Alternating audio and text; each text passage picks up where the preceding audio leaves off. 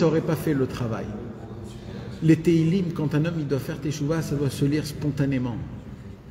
Spontanément. Tu peux aussi le lire, tu peux avoir un seder de Teilim tous les jours un petit peu. Mais il y a aussi cette façon d'ouvrir, de prendre le livre des Teilim pour faire Teshuvah, l'ouvrir pour faire Teshuvah, ça n'a rien à voir. Et commencer à lire les Teilim pour Teilim, faire Teshuvah. C'est pas le Teilim que tu lis tous les matins après la Tfila ou. Ça n'a rien à voir, exactement. Bah oui. Même en général.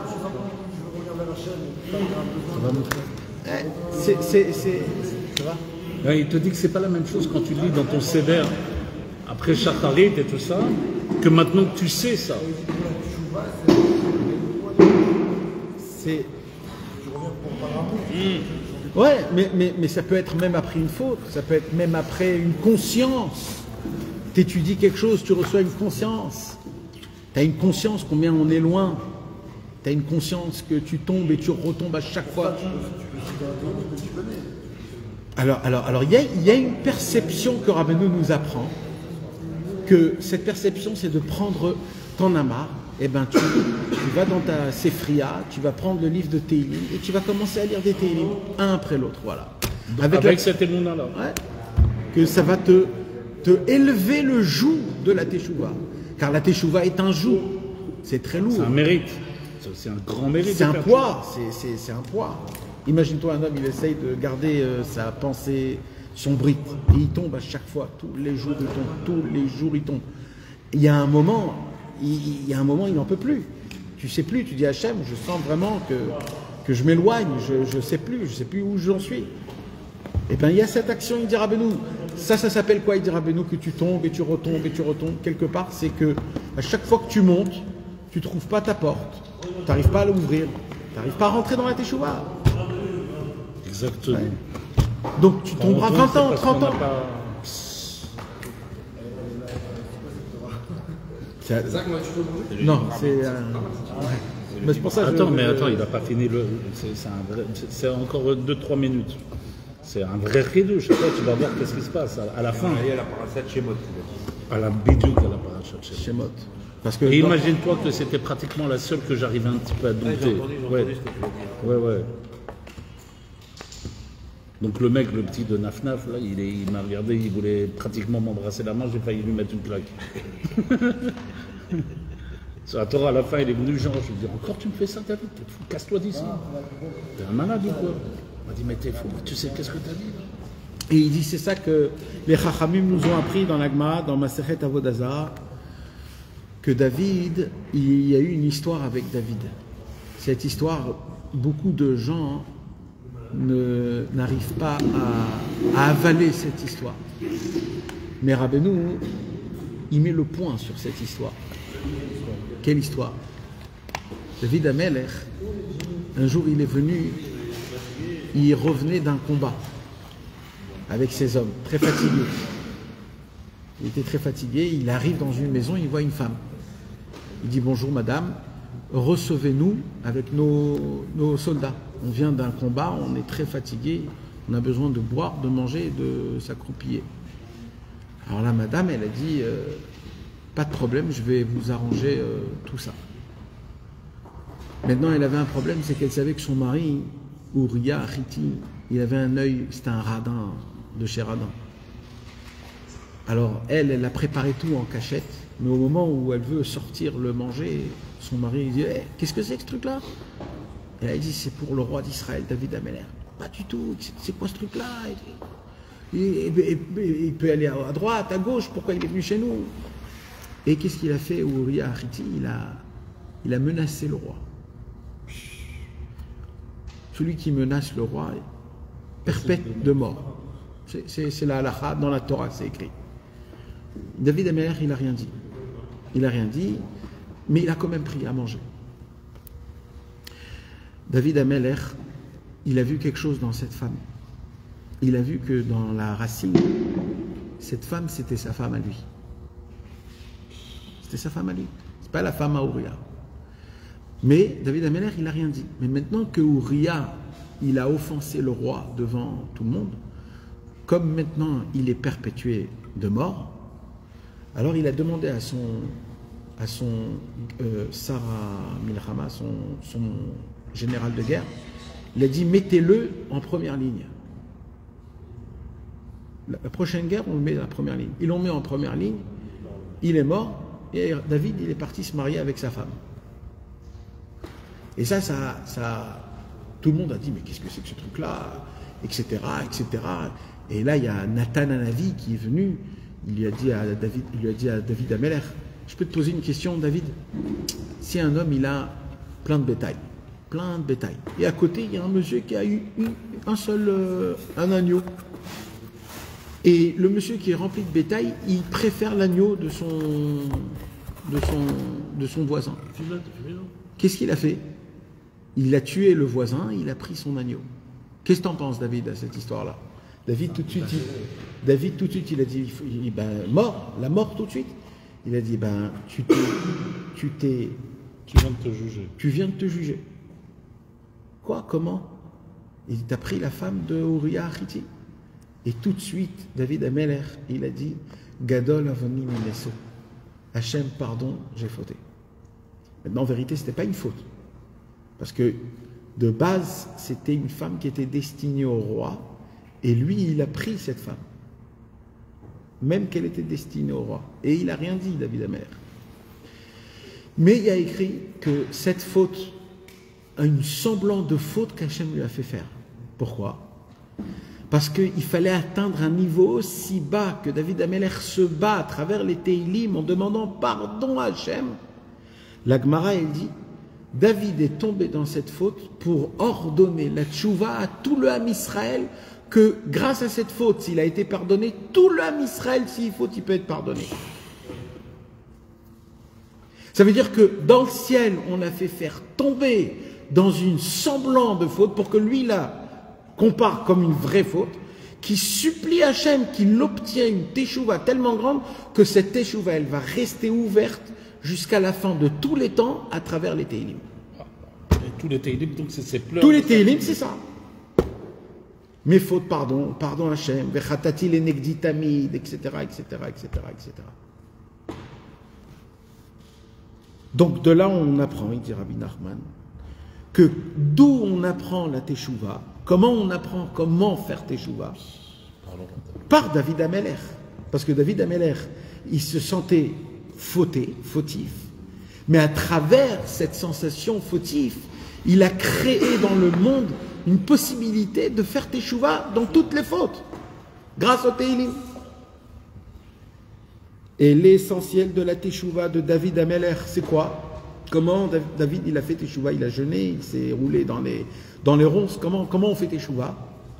C'est faire Teilim. C'est les Teilim. En fait, les Teilim, c'est quoi?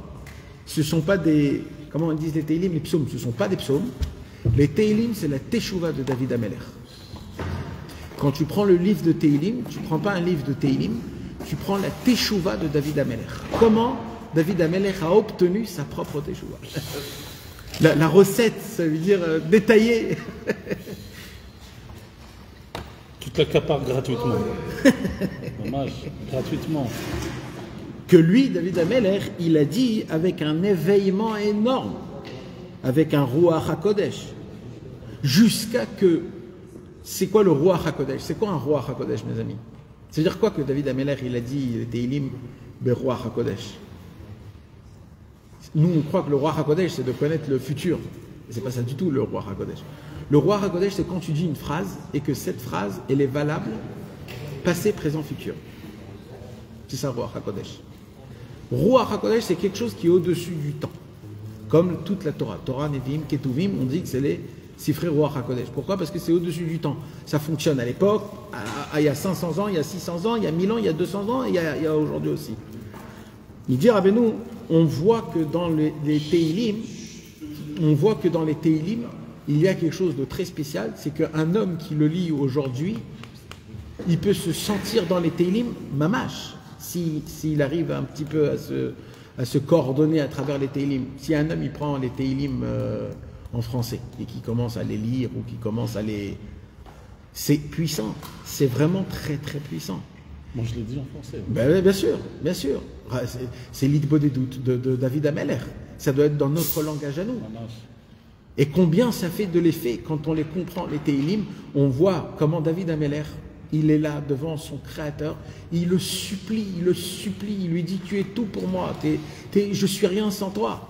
Ma droite, ma gauche, ma tête, mes pieds, mon ventre, mes volontés, tout est dans tes mains, tout, c'est des supplications qui n'ont jamais existé auparavant.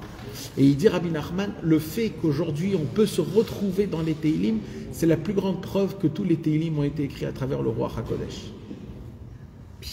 Bah oui, puisque c'était passé. Ah, et on vit ça aujourd'hui. Eh oui, ça veut dire que ce que David Ameler a vécu, nous on le vit aussi, c'est la même chose, ça se répète encore et encore. La vie, c'est d'ailleurs ce qu'on va parler dans Sirot Haran. Jusqu'à que chacun a la possibilité de se retrouver dans les psaumes de Teilim. Et grâce à ça, d'arriver à être méritant de faire Teshuvah que à travers lire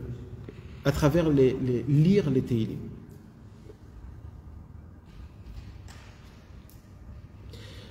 Et là, il continue, Rabbi Nachman, c'est quoi le lien avec les 12 tribus? Parce qu'on a dit qu'il y a 49 portes de Teshuvah, et 49 portes de Teshuvah, on a dit, c'était les 49 lettres qu'il y a dans Reuven, Shimon, Lévi, Yehuda, Issachar, Zevulun, Gad, Asher, Naphtali, Yosef et Binyamin. Vikar izdakrut shlemasar shiftea shem memtet otiyot shem bchinot memtet sharet Teshuvah aya b'Mitzrayim shu bechinat metzar agarom. Gilbert. Comment ça se fait que c'est les 12 tribus? Comment ça se fait que c'est les 12 tribus que, à travers eux, les portes de la Teshuvah, ils se sont ouverts? Pourquoi il n'y a pas eu une seule porte et voilà, et c'est terminé l'histoire? Pourquoi il faut qu'il y en ait 49? Pourquoi compliquer les choses? Comment les portes de Teshuvah, il y en a 49 suite aux 49 lettres des 12 tribus? Alors il dit ici Rabbi Nachman, car le peuple juif, la première fois où il a commencé à faire Teshuvah, Behemet, vraiment, c'est quand il est tombé la première fois en Égypte. Quand les 12 tribus ils sont allés en Égypte, avec Yaakov Avinu, avec l'histoire de Yosef Hatzadik, quand ils sont tombés en Égypte, pour eux c'était tomber en Égypte. C'était une faute, c'était la faute la plus grande. Ils ont laissé Eretz Israël, ils ont laissé tomber Yosef Hatzadik en Égypte. C'était la chute la plus grande. Et en Égypte, ils ont créé une Teshuvah énorme. Et leur Teshuvah ont créé toutes les portes de Teshuvah de toute leur descendance à nous aujourd'hui, qu'on descend des 12 tribus. Quand ils étaient en Égypte là-bas, Shubechinat Teshuvah Ela. Et ça s'appelle la Teshuvah très élevée. C'était pour inclure toute la descendance juive qui va en descendre des 12 tribus. Mais c'est eux, en faisant Teshuvah, ils ont créé les portes de Teshuvah. Valken, c'est la raison pour laquelle, après qu'ils ont été purifiés en Égypte et qu'ils sont sortis de l'Égypte, qu'est-ce qui s'est passé après qu'ils sont sortis d'Égypte? Ils ont compté 49 jours de la Sfirat HaOmer. Pourquoi? Parce qu'ils sont équivalents aux 49 portes de la Teshuvah. Ça veut dire qu'ils sont rentrés en Égypte, ils se sont purifiés, préparés pour faire Teshuvah. Et ça a été quand le moment de Teshuvah le plus élevé, c'est dès qu'ils sont sortis d'Égypte, ils ont compté 49, en fait c'était les 49 portes, ils ont créé les 49 portes de Teshuvah pendant ce temps-là. Et c'est ça les 49 lettres qu'il y a dans les 12 tribus. Ou Bayom HaChamishim, et c'est quoi alors le 50e?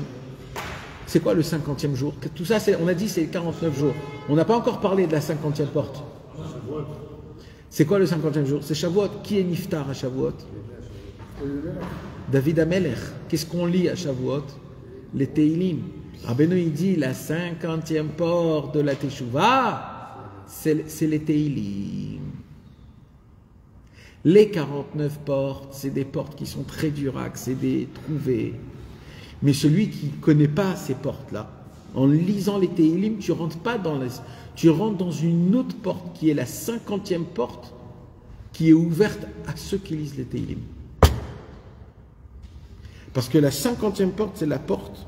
Et qu'est-ce qu'il y a écrit sur le 50e jour après Pessah? Az vayered Hashem el Har Sinaï. C'est le 50e jour que Hashem est descendu sur le Har Sinaï. Ça veut dire qu'un homme, quand il lit les Teilim, il arrive à un niveau de la 50e porte de la Teshuvah. C'est quoi la 50e porte de la Teshuvah? C'est que Dieu lui-même, il descend vers lui. C'est pas moi, je vais vers lui. C'est que Dieu, il descend vers moi. Les Teilim, c'est d'appeler Hachem en disant Hachem, je ne peux pas venir vers toi. Shuvu Elai, Ve'ashuva Alechem. C'est quoi Shuvu Elai? D'abord, faites-vous Teshuvah, après moi, je vais vers vous. La 50e porte, c'est Vayered Hachem El Har Sinai. La 50e porte, c'est Hachem qui descend vers moi. C'est pas moi qui va vers lui. Bechinat hatshuva shel Hashem itbarach be'atzmo. Et c'est ça la tchouva de Dieu. Quand Dieu, il vient vers nous. Quand Dieu se rapproche de nous. La tchouva pour nous, c'est de nous aller vers Hachem. Et la tchouva de Dieu, c'est la tchouva que lui, il vient vers nous. Comment il vient vers nous? Quand je lis des Teilim, je le fais venir vers moi. Vezeu, et c'est ça ce qu'il y a écrit, le plus beau. Ve'ele shemot bene Israël Abaïm Mitzraïma et Yaakov Ish Ubeto. Comment commence le livre des Shemot? Le deuxième livre de la Torah. Ve'ele Shemot bene Israël Abaïm Mitzraïma et Yaakov Ish Ubeto. Si on prend les Sofotevot, c'est-à-dire les initiales des dernières lettres. Alors Ve'ele Shemot, voici les noms des enfants d'Israël. Donc les noms, c'est les 12 tribus. C'est qui les noms? 49 lettres, etc. C'est Reuven, Shimon, Lévi, Yehuda. Voici les noms des enfants d'Israël qui viennent d'Égypte, Yaakov et toute sa maison. On a dit ils sont venus en Égypte parce qu'en Égypte ils ont fait Teshuvah, donc ils ont atteint la Teshuvah. Si tu prends donc les Sofotevot, Ve'ele, c'est quoi la dernière lettre de Ve'ele? He. Shemot, Taf. Bene, Yud. On a donc He, Taf, Yud, Bene Israël, Lamed, Habaim, même, Mitzraïma, et Yaakov, Ishubeto, c'est les Sofotevot, c'est les dernières lettres, c'est les mêmes lettres de Teilim et Teshuvah. Teilim et Teshuvah. Les deux, Teilim et Teshuvah. Ça veut dire que comment on atteint la Teshuvah la plus élevée, la 50e porte, que c'est Hachem lui-même qui descend vers nous, en lisant des Teilim, en faisant Teshuvah. On fait Teshuvah. Car en lisant les Teilim, on est méritant d'avoir la Teshuvah. Parce que c'est du niveau des noms des enfants d'Israël qui sont venus en Égypte. Car il y a 49 portes de Teshuvah, qui sont les 49 lettres qu'il y a dans les 12 tribus, Reuven, Shimon, Lévi. Un équivaut à l'autre. C'est la raison pour laquelle on voit que pendant les temps de Teshuvah, c'est-à-dire pendant Elul, pendant les 10 jours de pénitence, tout le peuple juif, il lit beaucoup des Teilim. Pourquoi? Parce que les Teilim, ils ont de la force à faire Teshuvah. C'est pour cela que c'est très très important, tout le temps, toute l'année, tous les jours, de lire beaucoup de Teilim. Car les Teilim, c'est un éveillement qui est très très grand envers Akadosh Baruch Hu. Heureux l'homme qui attrape ce conseil. Pourquoi il a dit heureux l'homme qui attrape ce conseil? Parce que dans notre tête, on a un petit etc. qu'on dit ouais bon, je lis des Teilim plein de fois dans ma vie, j'ai lu plein de fois de Teilim.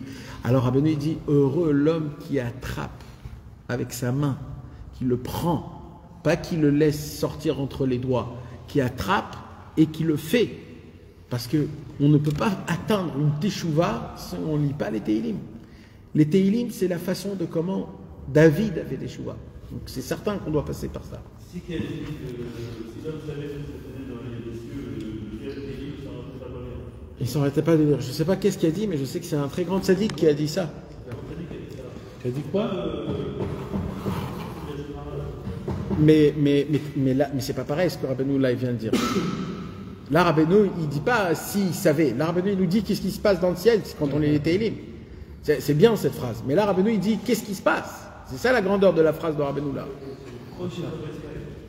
Oui, mais tu comprends la grandeur de Rabbeinu. C'est que Rabbeinu il te dit ce qui se passe dans le ciel. Donc maintenant on sait qu'est-ce qui se passe dans le ciel quand tu fais les Teilim. Donc tu voulais dire? Ça c'est Rabbeinu qui a dit. C'est aussi cette histoire, ça vient de Rabbeinu. Comment? Il n'a pas eu de punition. Il a été puni. Ouais. Mais dans l'Agmara, il y a écrit que tout celui qui dit que David a fauté, il se trompe. Ça veut dire que c'était une faute par rapport à David, mais nous, on ne peut pas comprendre ce que c'est. Il faut savoir que David Amelech, il n'avait pas de passion sexuelle ou de... On parle de David Amelech, il faut comprendre c'est qui David Amelech.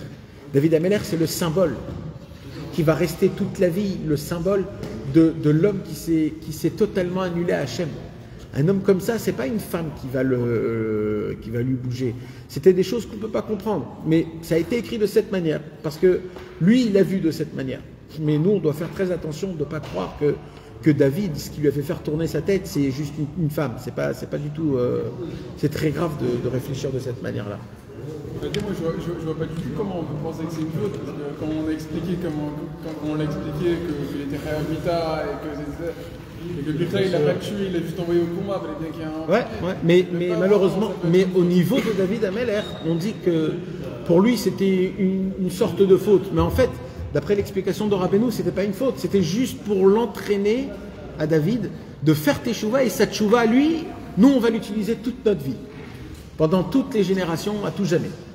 C'est en fait lui qui a créé la teshuva à travers les Tehillim. Donc le Tehillim est devenu un circuit de teshuva. Quand il a fait la chose, c'est vrai qu'il avait tout le émettre pour pouvoir le faire. Parce qu'il a vu que c'était... En plus, il n'a pas voulu le tuer tout de suite. Il lui a donné une chance, il a laissé Hachem faire. Et s'il meurt, voilà. Mais on lui a donné une porte. Le roi David de devoir aller dans ce sens. Sinon, il n'aurait pas été dans ce sens. On lui a donné, c'est après qu'il a été informé qu'il a fait une faute. Et donc là, c'est là où il a fait le chose. Ça, c'était des petites paroles juste avant, comme ça, pour nous réchauffer et nous rappeler le Emet Lehamito. Mais il y a quand même une très grande ressemblance qu'on va parler de ça. On est arrivé dans le Sichot Haran, dans la Sikha numéro 307. 307. Maintenant, cette Sikha-là, elle a un nom, mes amis. Tout le Sichot Haran, il a pas, ce sont des conversations. Des conversations, on ne met pas de koteret, comment on dit, de titre. On ne met pas de titre, c'est des conversations. Il y a des titres généraux, comme par exemple le titre La grandeur de Rabbeinu, la grandeur de ses livres, mais c'est des titres généraux. Mais là, ce qu'on va étudier, c'est une conversation, c'est une sira, que cette sira, elle n'est pas longue, elle a un titre à elle-même. Rabbi Nathan, il a écrit un titre. C'est pas un titre. Je vais vous dire, Sichato Ana'a Anifla'a Ve'anora'a. Sa conversation belle, merveilleuse et formidable. Donc ce qu'on va étudier ce soir, Rabbi Nathan note cette sira comme une sira belle, merveilleuse et formidable. Alors, pour comprendre cette sira, mes amis, il faut un petit peu se déshabiller de ce olam hazé. On vit dans un monde qui est très matériel, qui est très naturel, qui est très ma force, moi, j'acquis, je me bats, je fais, etc., etc. Et malheureusement, c'est très dur pour nous de visionner ce monde autrement. Tout ce monde, il est fait d'une manière que c'est tout ce que j'acquis moi-même, ce que je fais, ce que je me bats. Et il y a des fois des situations qui sont difficiles dans la vie, que nous, on croit qu'à l'époque, c'était mieux. Alors on a tendance à dire « Ah, avant c'était bien, à l'époque, tu te rappelles comment c'était bien à l'époque ?» Ah, c'est dur aujourd'hui, c'est très très dur aujourd'hui. Mais à l'époque, c'était beaucoup plus bien, beaucoup plus facile, joyeux. On kiffait plus quand on était jeune. C'est pas la même génération. Et ainsi de suite. Cette phrase, mes amis, on va parler de ça ce soir. C'est quand l'époque meilleure? Est-ce que c'était à l'époque ou c'est aujourd'hui? C'est une grande question. Est-ce qu'on vit dans un monde où le monde, il est de mieux en mieux, ou alors on vit dans un monde que le monde, il va à la dérive totale? Il y a un Alors pourquoi je pose cette question? Je pose cette question parce que la réponse n'est pas du tout évidente. Elle n'est pas du tout évidente. Non, il y a des côtés où oui, je peux dire que le monde il part à la dérive. Il y a un côté où je peux dire que le monde il va de mieux en mieux. C'est vrai ou c'est faux, mes amis? La question de base par rapport à nous personnellement ou par rapport au monde, comment il tourne? Tout et tout. C'est une seule réponse à tout, matériellement et spirituellement. Non, mais est-ce que ça concerne l'individu ou ça concerne le monde? Ça concerne le monde. C'est quoi la différence? C'est quoi la différence? Tu me dis, moi, si c'était mieux avant quoi? Moi, dans ma vie, quand j'étais Alors, jeune... tu ne peux pas dire ça. Hein? Si. Même l'individu. Cette conversation nous parle même dans l'individu. Même dans l'individu, c'est une grande question. Est-ce qu'on pourrait dire que avant j'étais mieux, aujourd'hui je suis naze? Ou alors, non, je vais de mieux en mieux. Mais ce n'est pas que l'individu, c'est aussi le monde en fonctionnement, dans son fonctionnement. Est-ce que l'époque d'aujourd'hui, elle est meilleure qu'avant? Ou alors c'est avant que c'était mieux qu'aujourd'hui? Dans tous les niveaux. Même dans la simplicité, même dans la joie, même dans, je ne sais pas, dans tout. Est-ce que les gens d'avant, ils sont mieux qu'aujourd'hui ou pas? Est-ce que tout, le monde en lui-même, la matière du monde en lui-même, est-ce qu'il est mieux, il était mieux avant ou aujourd'hui? Les lois, ils étaient mieux avant ou aujourd'hui? Comment ça fonctionne, toutes ces choses-là? Alors, j'ai une possibilité de croire, de dire pas du tout, aujourd'hui c'est la dérive totale.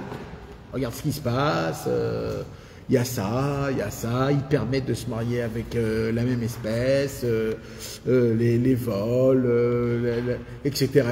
Aujourd'hui, les braquages, c'est pas comme à l'époque.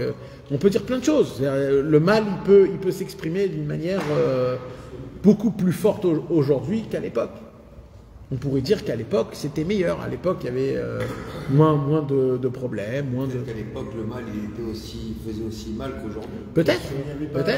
Il n'y avait pas d'information, il n'y avait pas autant Il y avait d'informations autant comme il y a de aujourd'hui. violence, mais différentes. Peut-être. C'est une question. Rabbeinu, il dit c'est une question.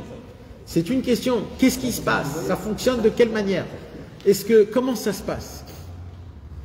Alors, mes amis, sans trop parler avant, on va tout simplement lire la Sikha de Rabbeinu Akadosh. Vous êtes prêts à en écouter?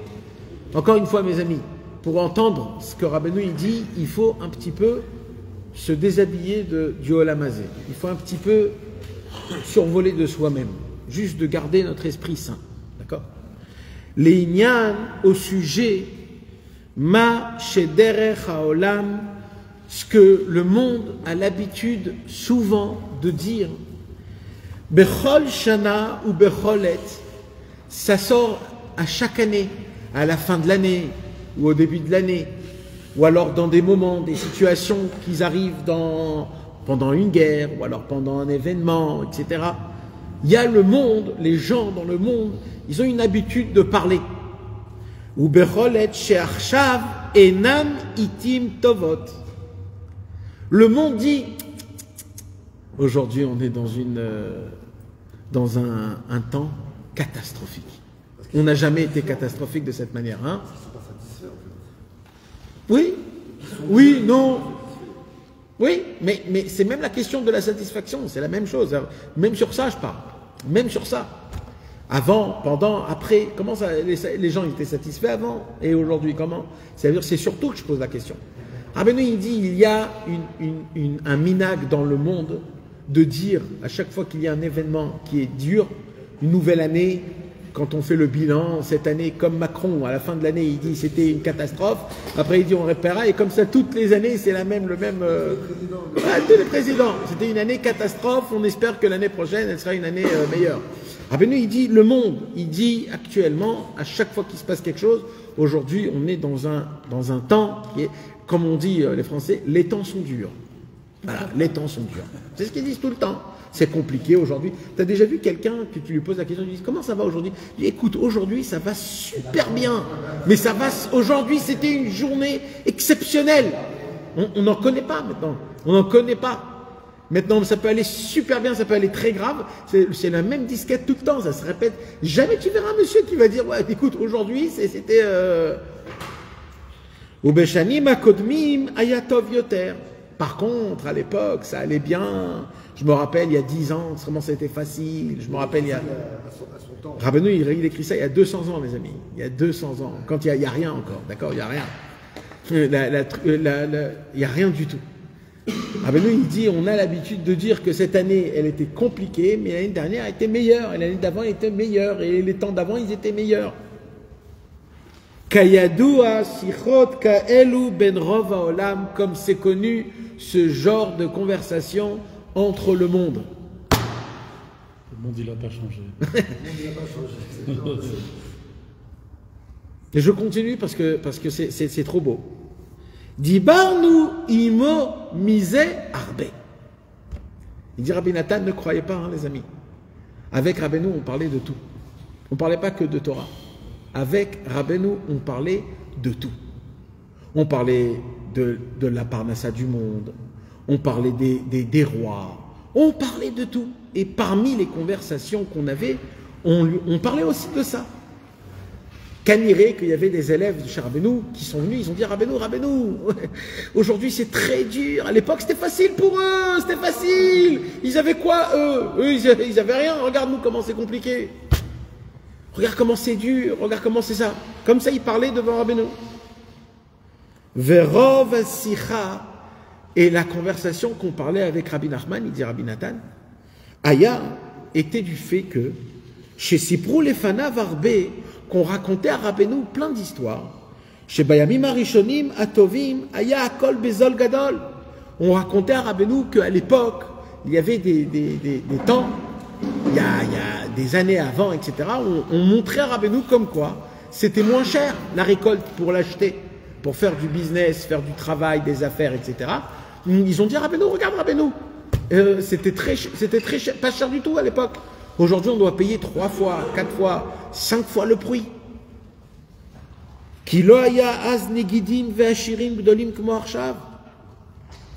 Et pourquoi on devait payer? Parce que, qu'est-ce qui se passe?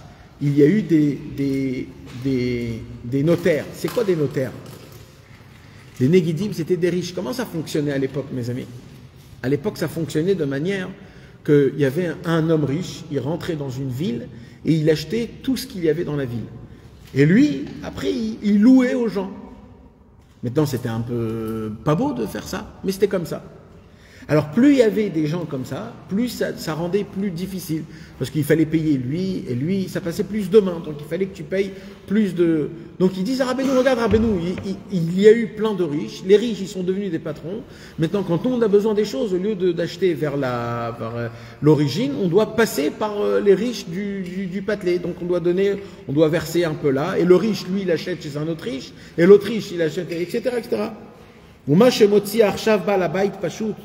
Ils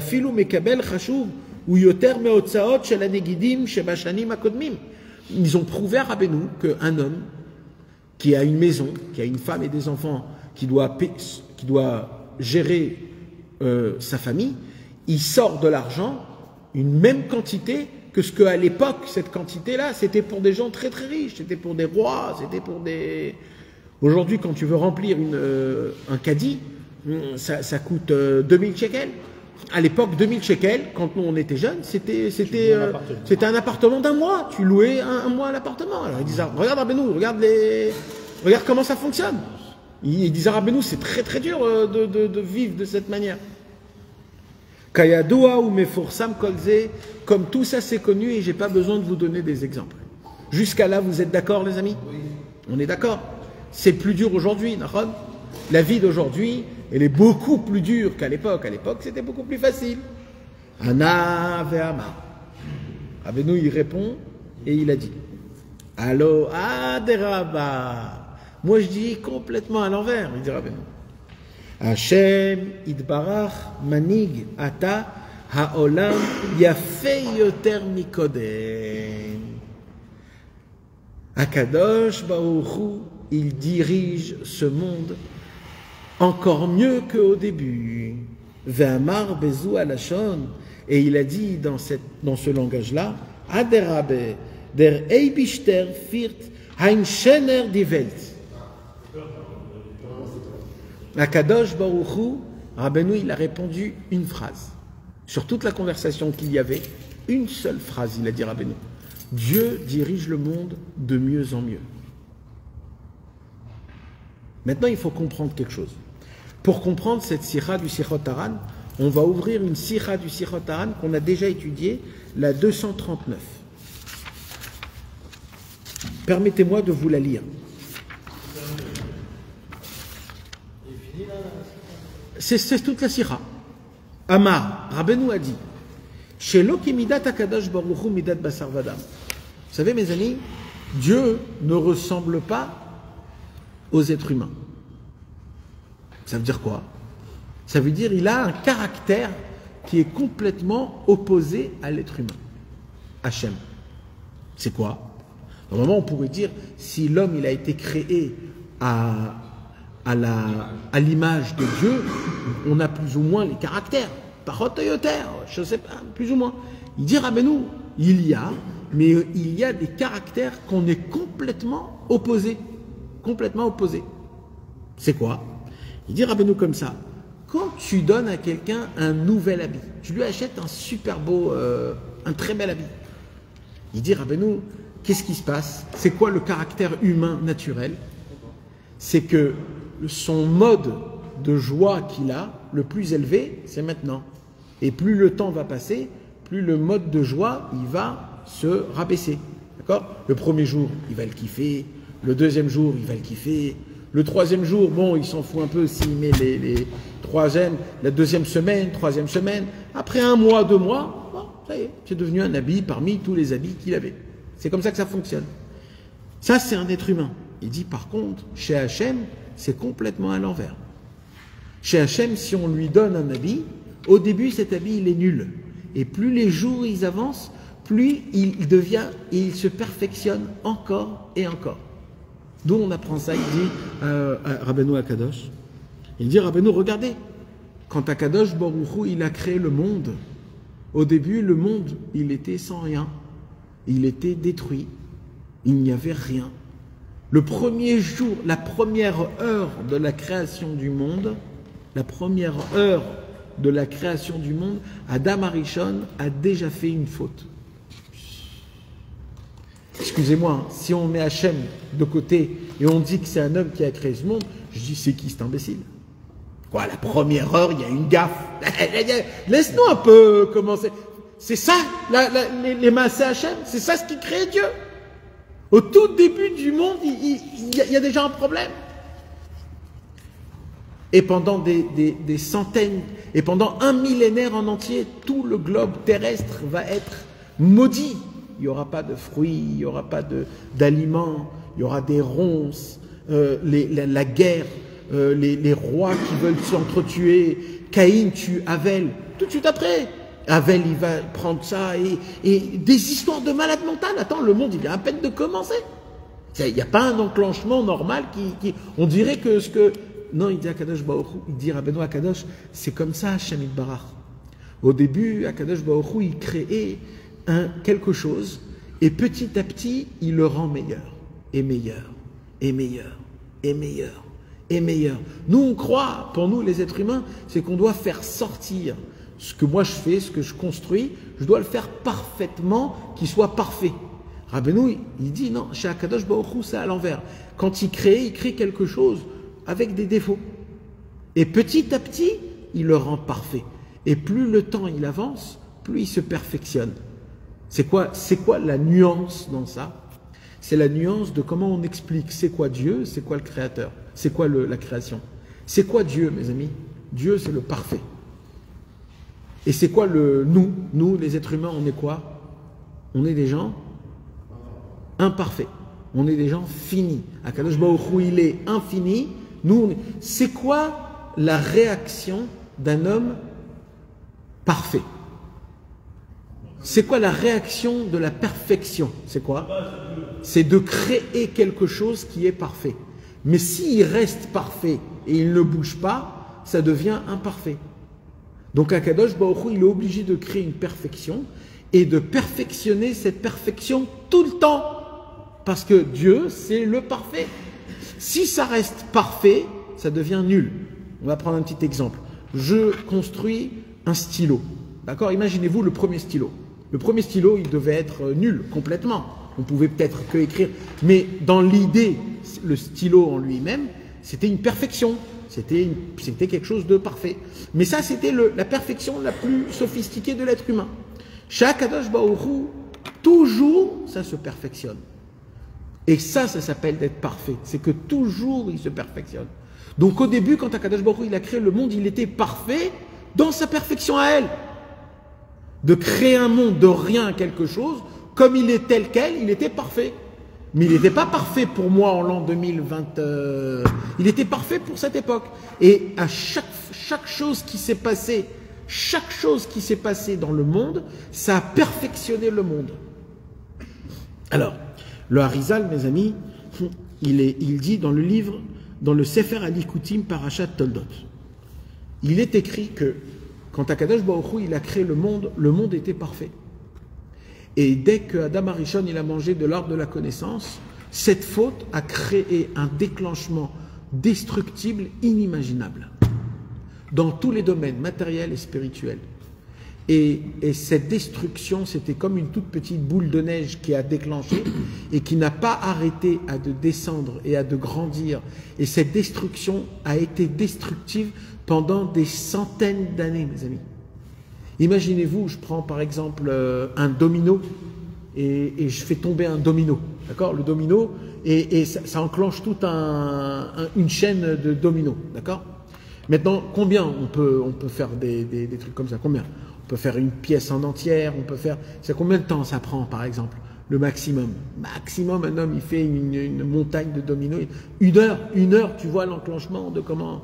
Eh bien, la destruction qui s'est passée avec Adam Arishon, c'est depuis Adam Arishon jusqu'à Yaakov Avinu. C'est plus de 1500 ans de destruction. Même à l'époque de Noach, il n'a pas su arrêter la destruction de Adam Arishon. Quand Adam Arishon, il a mangé de l'arbre de la connaissance, il s'est passé des choses très graves. Une des choses qui était le plus grave, c'est qu'on a donné la gestion du monde aux forces du mal. Et les forces du mal ont plus de force que les forces du bien. Et ça s'est dégringolé, ça a empiré pendant 1500 ans, depuis Adam Arishon jusqu'à Yaakov. Avram Avinu a été le premier à essayer de réparer cette faute, de réparer, de travailler, mais il n'a pas réussi. Yitzhak, il a essayé de toutes ses forces, mais il n'a pas réussi. Le premier au monde qui a créé l'arrêt total de la faute de Adam Arishon, ça a été Yaakov Avinu. Il a écrit Veyavo Yaakov Shalem.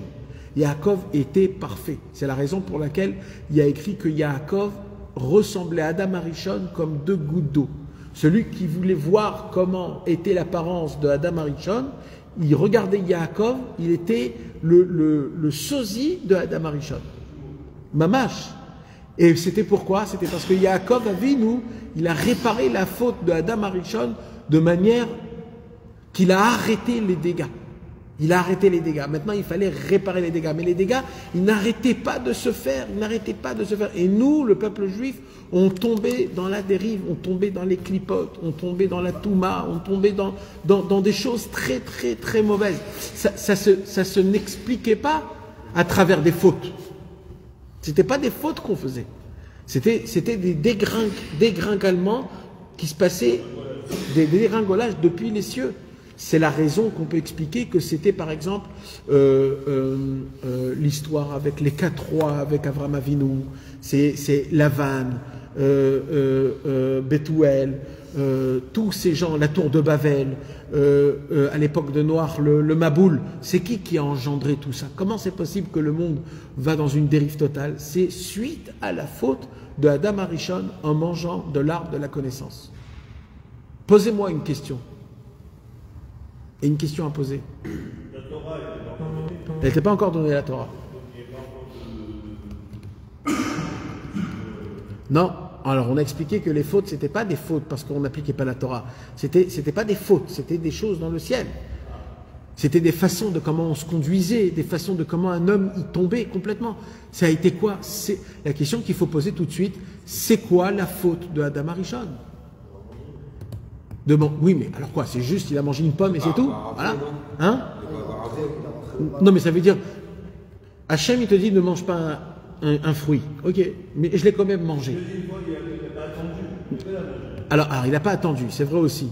Mais la question que je pose, c'est quoi qui était aussi grave qui a déclenché ce déclenchement de destruction totale? Comment? Oui, il ne s'est pas excusé. Mais moi, d'accord. Mais moi, je pose la question dans la racine. Dans la racine, ça veut dire tellement elle était grande cette faute. Qu'est-ce qui s'est passé? Il a juste mangé un petit fruit. Quoi? Alors, en vérité, mes amis, la faute de l'arbre de la connaissance, c'est une faute qu'on n'en parle pas souvent parce qu'on a très peur de parler de cette faute-là. C'est quoi? C'est celui qui veut tout connaître et tout comprendre. C'est ça la faute de l'arbre de la connaissance. Celui qui veut tout connaître et tout comprendre. Quand on a réparé la faute de Adam Arishon, quand on a dit Naaseh Venishma, d'abord on va appliquer, après on va comprendre. Là on a réparé la faute de Adam Arishon. Mais le problème c'est qu'on a fait plus tard le Vaudor et on est retombé.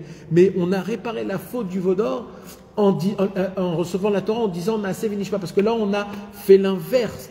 Adam Arishon, il a dit je veux venir dans ce monde et tout comprendre ce qui se passe. Je veux savoir c'est quoi le mal et c'est quoi le bien. C'est quoi le libre arbitre? Ça veut dire quoi que Dieu, il sait tout, mais il nous laisse le libre arbitre? Alors il sait pas. Pourquoi Dieu, il nous punit s'il sait de base qu'est-ce qu'on va faire? D'où ça vient ça? Ça vient du fruit que Adam Arishon, il a croqué dedans. Toutes ces questions.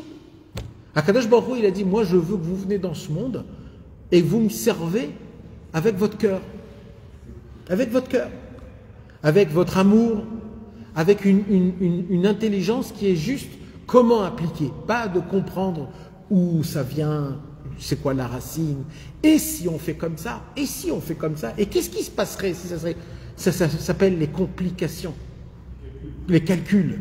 Maintenant, il y a des calculs qui sont bien sûr, dans les calculs de la Torah, ce que la Torah nous donne. Mais il y a des questions de philosophie dans la croyance de Dieu. Dans la foi d'Hachem, les calculs, les questions et les sagesses, ils sont interdits totalement. Interdits, pire que le cochon, pire que tout. Dans la foi envers Hachem, on doit croire en Hachem de manière la plus simple et la plus simple.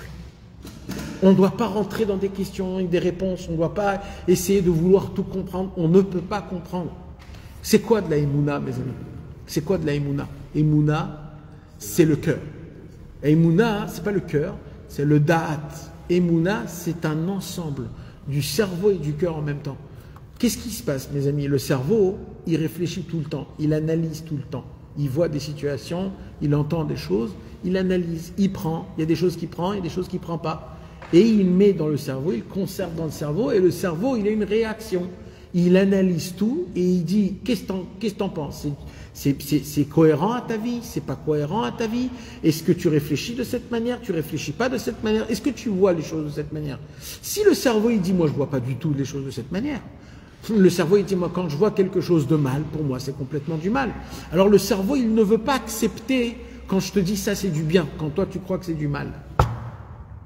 Parce que le cerveau, il dit, non, j'ai des preuves que c'est du mal, ça me fait mal, ça me met triste, ça me fait du mal. Et les tzadikim, ils viennent, ils te disent, mais non, c'est du tov, akol et tova, gamzul et tova. Et toi, tu n'arrives pas à comprendre. Comment, quand même, j'arrive à dépasser ce cap du cerveau? Comment? C'est la Emouna. La Emouna, c'est une force qui est au-dessus du cerveau, qu'on l'a tous, depuis qu'on est né, en très très très grande puissance. La Emouna, c'est un puits de la conscience d'Hachem, qu'on ne peut pas l'expliquer. Il n'est inexplicable. Tout le temps. C'est Avraham Avinu qui l'a fait naître. Yitzhak qui l'a travaillé et Yaakov qui l'a complété et fermé. Et depuis, tous les juifs et tous ceux qui deviennent juifs, ils ont cette force, ce puits qui est identique à tous les autres juifs qui s'appelle la Emouna. La Emouna, c'est la force de se détacher de la logique de ce monde et de m'attacher à Kadosh Baruch Hu qui est surlogique, qui est sur, ça contredit ce monde. Tout ce que je comprends de manière compréhensible, la Emouna, on arrive à atteindre à la Emouna même si on ne comprend pas les choses. Il dit Rabbi Nachman de Breslev comme ça. Je vais essayer de un petit peu vous simplifier ça. C'est très important de connaître ces choses-là, c'est énorme. La Emouna, en fait, c'est un pont. C'est un pont qui t'emmène à un endroit il n'y a pas de route pour arriver à cet endroit. Elle est très très longue, cette route pour arriver.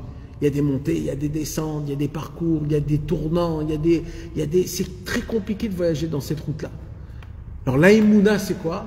C'est comme un pont qui t'emmène de ta place à toi à la chose elle-même. Je vous explique.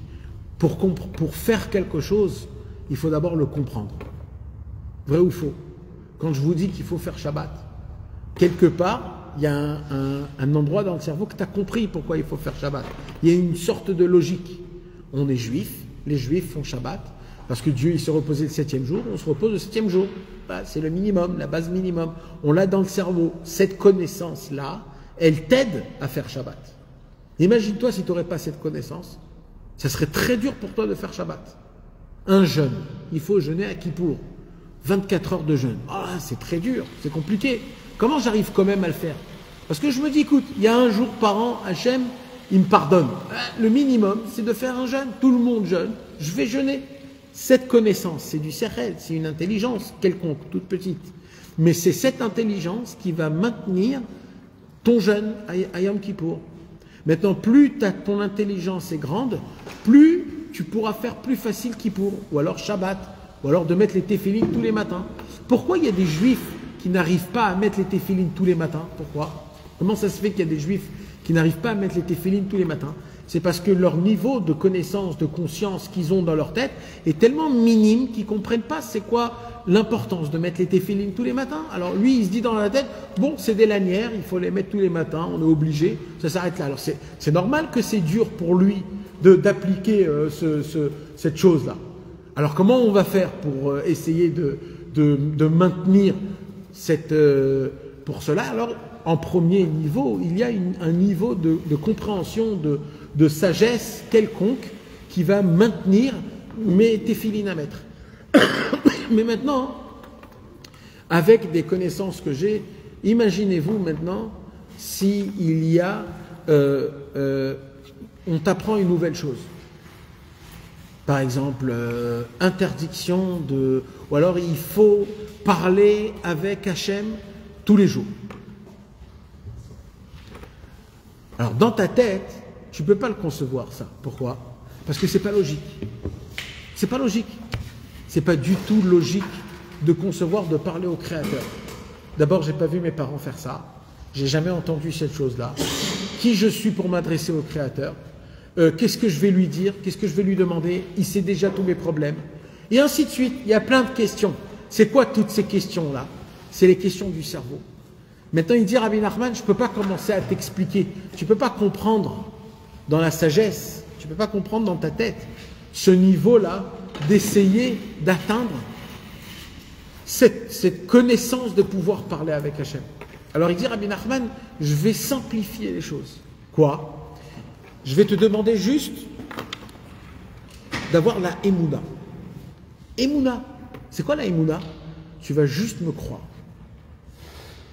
Si tu me crois, c'est un pont que au lieu que pour atteindre l'action, il faut que je comprenne la chose, au lieu de la comprendre, la Emouna va faire en sorte que je vais faire la chose même sans la comprendre.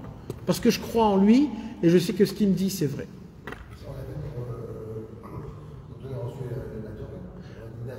On a dit Naasev et Nishma, d'abord on va faire et après on va l'appliquer. Ça, c'est la réparation aussi du pgam de Adam Arishon. Ce que Rabbi Nachman a fait,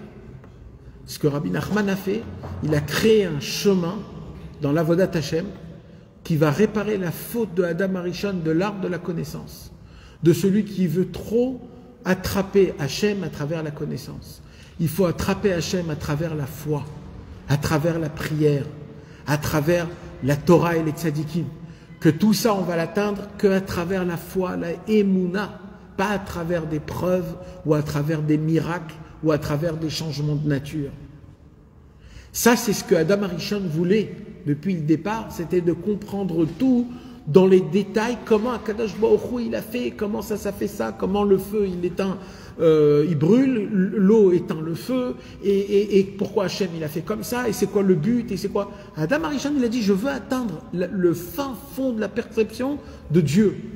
Jusqu'à où? Jusqu'à connaître le bien et le mal, découvrir comment Hachem il est, même dans le mal, même dans le bien. Et ça s'appelle le Etzadat Tov Vera, de comprendre la définition du bien et du mal. Mais nous, à l'époque, on ne vivait pas dans le bien et le mal, on vivait dans une autre dimension totale qui s'appelle l'arbre de la vie.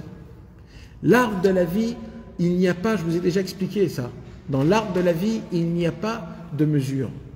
Il n'y a pas de mieux, moins mieux, bien, pas bien, il n'y a pas. On est tous pareils, on est tous égaux, on est tous un, on est tous pareils, on est tous unis. Il n'y a pas de différence, il n'y a pas. C'est une autre sorte de dimension. Et c'était cette dimension-là qu'on devait normalement vivre. Et mais Adam Arishon, le fait qu'il a mangé de l'arbre de la connaissance, il a créé comme une nouvelle dimension qu'on s'est mis dans ce monde-ci, dans un monde où c'est quoi qui fonctionne? C'est les résultats. Qui a gagné, qui est mieux, qui est tzaddik plus, tzaddik moins, me juger à travers mon ami, essayer de voir je suis mieux que lui, il est mieux que moi, j'ai mieux prié que lui, il a mieux prié. Il n'y a pas de ça, c'est faux ça, c'est faux, ça n'existe pas ça. Ça c'est ça la force de la Emouna, c'est de nous enlever des catégories. Akadosh Baruch Hu il nous a créés, on est pareil. Et on doit le servir de manière pareille. Et c'est ça notre puissance, c'est de pouvoir servir Akadosh Baruch Hu, chacun dans sa spécificité. Chacun il est parfait, chacun il est tout comme il faut. J'ai pas besoin de regarder et de me juger à travers autre. Mais pour cela, il faut beaucoup d'émouna. Pourquoi? Parce que toi, tu vas aller sortir dehors et tu vas voir un qui applique mieux que toi la Torah. Et un qui fait mieux, il s'est réveillé le matin tôt, toi tu t'es pas réveillé le matin tôt. Donc dans ta tête tu te dis ouais il est mieux que moi je suis un nul. Ça c'est quoi? Ça c'est la disquette de l'arbre de la connaissance. Celui qui croit faire des comptes, qui connaît tout, qui sait comment le calcul fonctionne, mais c'est faux. Il y a un autre monde, c'est le monde de la Emouna. C'est le monde que tout est possible, tout est bien, tout est possible. Et ça c'est ce que Rabbeinu il nous enseigne tout le temps, dans toute sa Torah, dans toute son Avodat Hashem, il nous apprend, il nous enseigne un chemin qui est beaucoup plus simple. Ça demande moins de connaissances, mais ça demande beaucoup de travail, de courage dans le cœur et de vitalité et de volonté. Il dit Rabbeinu, au moment où Adam Arishon il a fauté dans le Hari Akadosh, dans le Sefer Alikutim, au moment où Adam Arishon il a fauté de l'arbre de la connaissance, la destruction a été tombée dans tous les niveaux de tous les mondes spirituels. Il mentionne un pasouk dans le psaume 141 où il y a écrit Kemo folear ou bokea ba'aretz. Comme, vous savez, l'eau. Quand on renverse de l'eau sur de la terre, alors l'eau, au début, elle saute, et après elle pénètre petit à petit la terre, elle pénètre. Et l'eau, elle peut descendre même jusqu'à tout en bas, elle pénètre. Il dit Rabbeinu, le Harizal, la faute de Adam Arishon, c'était comme de l'eau qu'on renverse dans un terrain qui est très fructif. Et l'eau, elle s'absorbe vraiment très très vite. Et elle descend jusqu'aux profondeurs de la terre. Il dit Rabbeinu, il dit le Hari Akadosh, la faute de Adam Arishon au début, elle a créé des choses qui nous ont rendus vraiment très très très faibles dans la Avodat Hashem. Comme quoi on aime le mal, et comme quoi on est attiré par le monde, comme quoi on est... Et ça a été un vrai calvaire. Vaya olam nichrav. Et le monde, il allait et il se détruisait en lui-même. Mamash, comme on appuie en mode destruction. Mamash, le monde était en mode destruction. Kadosh Baruch Hu berachamav, jusqu'à que la pitié et la miséricorde d'Akadosh Baruch Hu a fait, les rachem al briotav, d'avoir pitié de ce qu'il a créé. Parce que, qu'est-ce qu'il a créé? Il a créé un déluge. Le déluge a détruit le monde. Et tout de suite après, il y a eu encore des destructions, et ainsi de suite. Veyatsa, Geza, Tzedek, Avraham, Avinu, Alav Shalom. Et là est sorti, après 26 générations de la création du monde, est sorti le premier espoir dans le monde. Ça a été Avraham Avinu qui a déclaré que Akadosh Baruch Hu, c'est le Dieu de tous les dieux, et c'est lui qu'il faut servir. Et ça a été le commencement de la construction, de la réparation de la faute de Adam Arishon. Au moment où Avraham Avinu a dévoilé Hachem dans le monde. Parce que c'est quoi la destruction, mes amis? Ça veut dire quoi que le monde, il était détruit? Le monde, il était détruit, ça veut dire qu'on ne voit pas la main d'Hachem dans ce monde. On ne voit pas. On voit la force du Rosh Memshala, du président, du premier ministre, des soldats, des avocats, des banquiers, il y a plein. On croit que celui qui est fort, c'est lui qui est le plus fort, etc., etc. On voit ici, dans ce monde-ci, celui qui a plus de pouvoir, c'est lui qui a le plus de force. Aujourd'hui, si tu veux avoir de la parnassa, il faut aller travailler. Si tu veux te marier, il faut aller chercher une femme. Si tu veux qu'on t'écoute, il faut que tu sois connu. Il y a plein, aujourd'hui, pour arriver à quelque chose, il y a plein d'étapes à faire. Ces étapes-là, pour arriver au point final, ce sont des étapes qui vont te faire croire que c'est toi qui as obtenu le résultat final. Et ça, c'est la plus grande roulade qu'on nous roule depuis la construction du monde. Et en vérité, c'est complètement faux. C'est complètement faux. Qu'est-ce qu'il a fait Avraham Avinu? Il a anéanti la sagesse du monde en faisant montrer au monde que tout le monde, c'est Dieu qui le dirige, de A jusqu'à Z. Il a enlevé cette connaissance, cette intelligence chez les êtres humains, que c'est l'être humain qui obtient. Et ça, mes amis, c'est très fort. Parce que dans le monde, je vois que c'est moi qui obtiens. Si j'ai pas, j'ai pas. Donc j'obtiens et c'est tout. Avraham est venu, il a dit, tout vient d'Hachem. Tout c'est Hachem. Tout c'est Akadosh Baruch Hu qui a créé. Tout est pour le bien. C'est que lui, il faut que lui à lui demander, il faut que se remettre à lui. Qu'est-ce qu'il a fait à ce moment-là même? Tous les mondes, ils s'arrêtaient de s'écrouler. Ça veut dire que le monde actuel, mes amis, même dans la nature, même dans les pierres, même dans la terre, même dans les arbres, a été ancré cette force de Kori Ve'otzem Yadi, c'est-à-dire moi et ma puissance. Ça a été ancré dans le monde, dans le fonctionnement des gens. Et ça, c'est la faute de Adam Arishon, de l'arbre de la connaissance, de croire que j'ai une force dans ce monde-ci, de croire que j'ai une influence dans ce monde-ci, de croire que je peux bouger quelque chose dans ce monde-ci. Ça s'appelle la destruction. C'est quoi la construction? C'est quoi la réparation? La réparation, c'est de savoir que tout vient d'Hachem, et que tout est calculé, et que tout est bien et super bien. Et le premier qui a commencé à réparer cette destruction, c'est Avraham Avinu. Il y a une possibilité, mes amis, nous, aujourd'hui, actuellement, on a la possibilité de manger de l'arbre de la connaissance. Chacun à nous, personnellement, dans notre vie. Pas qu'une fois, plusieurs fois dans notre vie, on a la possibilité de se rapprocher de cet arbre, de le prendre et de croquer le fruit. On a la possibilité. C'est quoi? Quand on veut creuser dans les abîmes, quand on veut creuser dans l'obscurité, quand on veut comprendre ce qui nous arrive, quand on veut savoir pourquoi il m'est arrivé comme ça et comme ça, pourquoi je souffre, pourquoi et le pourquoi, comment ça va se passer. Au moment où un homme il veut creuser, au moment où un homme il veut essayer de comprendre Akadosh Baruch Hu, d'une manière qu'il ne veut pas accepter comment le monde il est, ça s'appelle de croquer dans le fruit de l'arbre de la connaissance. Et Rabbeinu, il nous dit, et comment on doit faire? Comment on répare cette faute? On a la possibilité aussi de réparer. C'est quoi?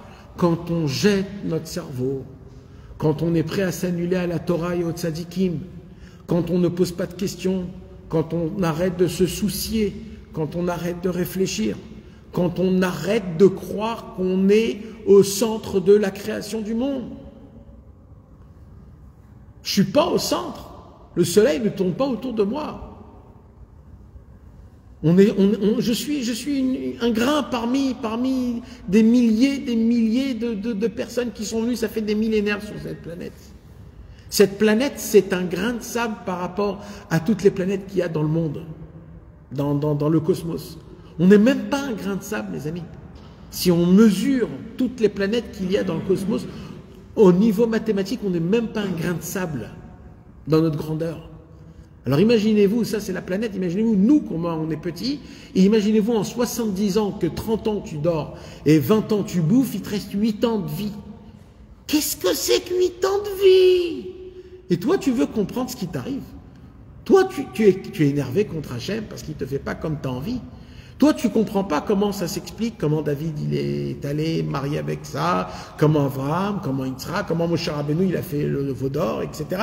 Tu ne comprends pas ces choses-là, toi, et tu t'opposes à quelque chose. Mais comment on peut mesurer ta vie? Elle ne se mesure pas tellement qu'elle n'a pas d'importance. Ça, c'est la vérité, mes amis. Mais il y a une émouna qui est au-dessus de tout, c'est que malgré toute cette petitesse, Akadosh Baruch Hu, pas juste il nous adhère, Akadosh Baruch Hu, tout ce qu'il a fait dans le monde, c'est que pour nous. Que pour le juif qui sert Akadosh Baruch Hu, pour l'homme qui connaît son Dieu, et qui le sert, et qui ne rentre pas dans les questions et les réponses, et comment ça s'appelle? Pas annulé, mais quelqu'un qui, comme un fils avec son père, il ne se pose pas de questions, parce qu'il sait que son père il fait bien. Comme ça, nous, on doit avoir ces choses-là. Et c'est qui le premier qui nous a enseigné à vivre de cette manière? C'était Abraham, Yitzhak et Yaakov. Au moment où Yaakov il est venu, la réparation d'Adam Arishon a été faite. Et maintenant, mes amis, le monde, il a changé. C'est pour cela, il dit Rabbi Nachman de Breslev, ça explique notre explication, que depuis que Yaakov Avinu, il est venu dans le monde, il est de mieux en mieux. Nous, on croyait que le monde, à l'époque, il était meilleur. Non, le monde, il est de mieux en mieux. Pourquoi? Alors maintenant, j'explique.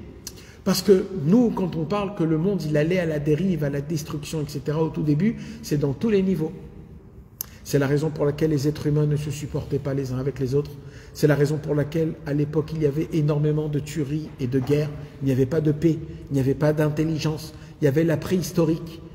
C'était des gens qui n'arrivaient même pas à réfléchir comment faire, comment arriver à certaines choses. Pendant des millénaires, on restait les mêmes personnes, on ne cherchait pas à évoluer. Pourquoi? Parce que on était en mode destructif. Mais au moment où Yaakov Avinu il est venu, le monde est passé en mode construction. Et quand Mashiach viendra, on va atteindre le niveau du monde comme il était avant la faute de Adam Arishon. Vous savez, mes amis, qu'est-ce qui se passe quand un juif, d'un coup, il est en plein milieu du monde, entouré de tout ce qui se passe, il s'arrête.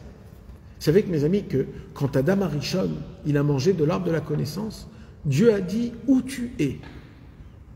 à Adam. « Ayeka » Alors Adam Arishon, il est parti se cacher. Rashi, il dit tout de suite quoi? Hachem, il ne sait pas où il est, Adam Arishon? Rashi, il dit non, Dieu a joué le même jeu que Adam Arishon. Adam Arishon, il a cru qu'il peut se cacher de moi. J'ai joué son jeu, je lui ai dit où t'es. Mais Adam Arishon, il a dit je suis là. Il lui a dit dis-moi qu'est-ce qui s'est passé? Il a dit bah c'est ma femme. Il est allé chez la femme, il a dit qu'est-ce qui s'est passé? Il a dit bah c'est le serpent. Il est allé chez le serpent, il a dit mais moi j'ai rien fait, c'est l'arbre, le fautif. Après je leur ai dit pas de problème. Vous tous vous allez être maudits. 10 malédictions pour l'homme, 10 malédictions pour la femme, 10 malédictions pour le serpent et 9 malédictions pour la terre. 39 malédictions à Kadosh Baruch Hu a maudit. Et dernière fois, il a appelé Adam Arishon, il lui a dit, tu vois ici, là, c'est le Gan Eden. Normalement, c'était là que tu devais vivre. Eh bien, tu ne mettras plus les pieds dans le Gan Eden. Il a pris Adam Arishon, il a sorti du Gan Eden, Akadosh Baruch Hu, il a planté, il a pris une épée, il a planté une épée, et il a dit personne ne rentrera, il a dit tu ne rentreras plus dans le Gan Eden. Et il a fermé. Et depuis Adam Arishon, il a commencé à marcher comme un clochard dans le monde. Comme un clochard. Il pleurait, ses habits ils étaient déchirés. Qu'est-ce que j'ai fait? Qu'est-ce que j'ai fait? Il est allé 130 ans se tremper dans un mikvé. 130 ans, il s'est trempé en mikvé. Pas tous les jours, il s'est trempé une fois. 130 ans, dans le mikvé il était. Jusqu'à que sa peau, elle s'est effritée, qu'il ne restait plus rien.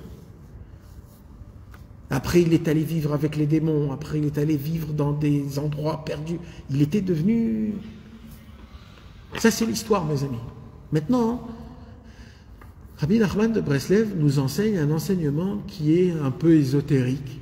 On peut le voir de manière un peu ésotérique. Rabbi Nachman de Breslev, il dit, j'ai une nouvelle invention, un nouveau chemin dans le monde. Ce chemin, c'est le chemin le plus haut de tout ce que tu peux appeler, c'est le plus haut.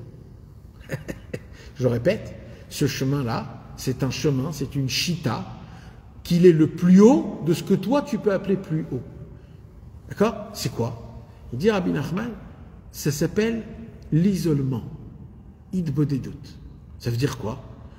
Tu dois d'abord sortir de ton environnement. Après que tu sors de ton environnement, tu dois t'isoler. C'est mieux et préférable, dit Rabbi Nachman, dans la forêt, la nuit. Et il dit, et tu devras parler avec ton Créateur pendant 1 heure. Et il dit, Rabbi Nachman, si tu le fais, moi je vais te promettre une chose. Quoi? Que Akadosh Baruch Hu, quoi qu'il fait pendant ce moment-là même, il arrêtera ce qu'il fera, il descendra et il t'écoutera. C'est une promesse que je l'écris dans mon livre. Voilà, je signe. Quoi qu'il fera Hachem, quoi qu'il fera, il arrête sa conversation, il arrête ce qu'il fait, il s'arrête, il arrête tout, il descend et il dit vas-y, je t'écoute, je suis là. Il dit Rabbi Nachman, c'est marrant parce que il y a plein de petits synonymes des rémazim. C'est quoi les rémazim? Vous savez mes amis, un jour Rabbi Nachman a dit une très grande question. C'est comment ça se fait que Adam Arishon, il n'est pas revenu chercher le Gan Eden?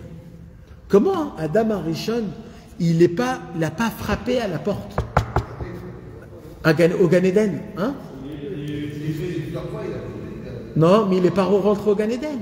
Dès qu'Akadosh Baruch Hu, il lui a dit sors du Gan Eden, il est parti, il n'a rien dit. Comment ça se fait, il dit Rabbi Nachman, que Adam Arishon ne s'est pas abattu, il n'a pas eu une conversation avec Hachem? Je veux rentrer dans le Gan Eden, s'il te plaît. Moi, si on me divorce du Gan Eden, c'est quoi que je veux tout de suite? Moi, je mets une tente à côté, et je reste à côté, en train de dormir à côté. Nahon? Comment Adam Arishon, il n'a pas fait ça? Adam Arishon, il est parti, il est allé, il a commencé à faire toutes ces... Comment ça se fait qu'Adam Arishon, il n'a pas fait ça? Rabbi Nachman, il dit une phrase très forte. Il dit, je vais vous apprendre quelque chose. Si Adam Arishon, il serait revenu, il aurait demandé pardon, il aurait dit Hachem, Hachem, je veux être dans le Gan Eden, Hachem lui aurait ouvert la porte du Gan Eden. Et c'est quoi la preuve, il dit Rabbi Nachman? C'est quoi la plus grande preuve? Qu'est-ce qu'il a mis à la porte du Gan Eden? Il a mis une épée. Rabbeinu nous apprend dans la Torah numéro 2 du Likutei Moharan. L'essentiel de l'arme du Mashiach, c'est la tfila. En fait, l'épée, c'était la tfila. En fait, il lui a fait un remez, Hachem. Si tu veux rentrer dans le Gan Eden, c'est que en manant l'épée. L'épée, c'est la prière. C'est la langue. Mais lui, il n'a pas compris. Alors il dit, Rabbi Nachman, 5000 ans plus tard, je vais vous donner la clé comment aller dans le Gan Eden. Ah oui, comment? Si vous sortez de chez vous, vous allez chercher le Gan Eden. C'est quoi le Gan Eden? Le jardin d'Éden. On va chercher un jardin d'Éden dans une forêt. On va aller dans la forêt. Il dit, Rabbi Nachman, je peux te dire une chose, qu'au moment où tu vas parler, à ce moment-là même, tu ressembles à Adam Arishon avant la faute. Quand un homme, il va dans la forêt, qui parle à son créateur, il ressemble à Adam Arishon avant la faute. Il est au Gan Eden, mamash. Parce que la porte pour rentrer dans le Gan Eden, c'est l'épée. C'est ça que Rabbeinu, il nous enseigne comment réparer la faute de Adam Arishon. Et notre problème a été... Donc là, l'arme du roi David, c'est l'épée, c'est le glaive. David Amelech. Et la guerre qu'il y a là, elle s'appelle glaive. Kharvot Barzel. Comment il s'appelle notre guerre? Le glaive de fer. C'est un siman d'Hachem. Commencez à parler, à prier Hachem, les Teilim, commencez. C'est quand que vous allez comprendre. J'ai fait descendre Rabbi Nachman, j'ai fait descendre Rabbi Nathan, il y a eu David Amelech, il y a eu des... C'est quand que vous allez comprendre.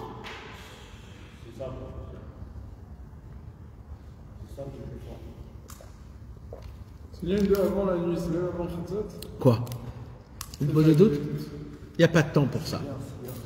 Il n'y a pas de temps, même la journée. Voilà. Même la journée. Le mieux, oui, d'accord, le mieux. Il y a des niveaux. Alvaï, d'abord, on fait avant, d'accord? Il ne faut pas brûler les échelons. Hein? Commence la journée. Même dans ton jardin, à toi, personnel. Vas-y, allez. Après, tu monteras petit à petit.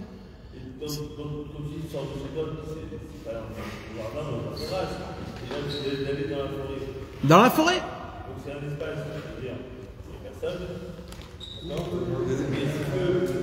tu vas dans ton espace, dans la voiture, tu as toujours l'aspect qui est encore dans ton monde. C'est pour cela que Rabbeinu, il a dit l'isolement est très important. L'isolement, c'est de sortir. Il faut sortir de ta journée. Et exactement. Et tous les pensées des gens du travail, ils sont dans l'air. Tu peux pas parler à Hachem tant que tu es pris dans ton cerveau. Il faut faire un acte d'isolement. L'acte d'isolement, c'est de sortir de chez toi. C'est de faire quelque chose.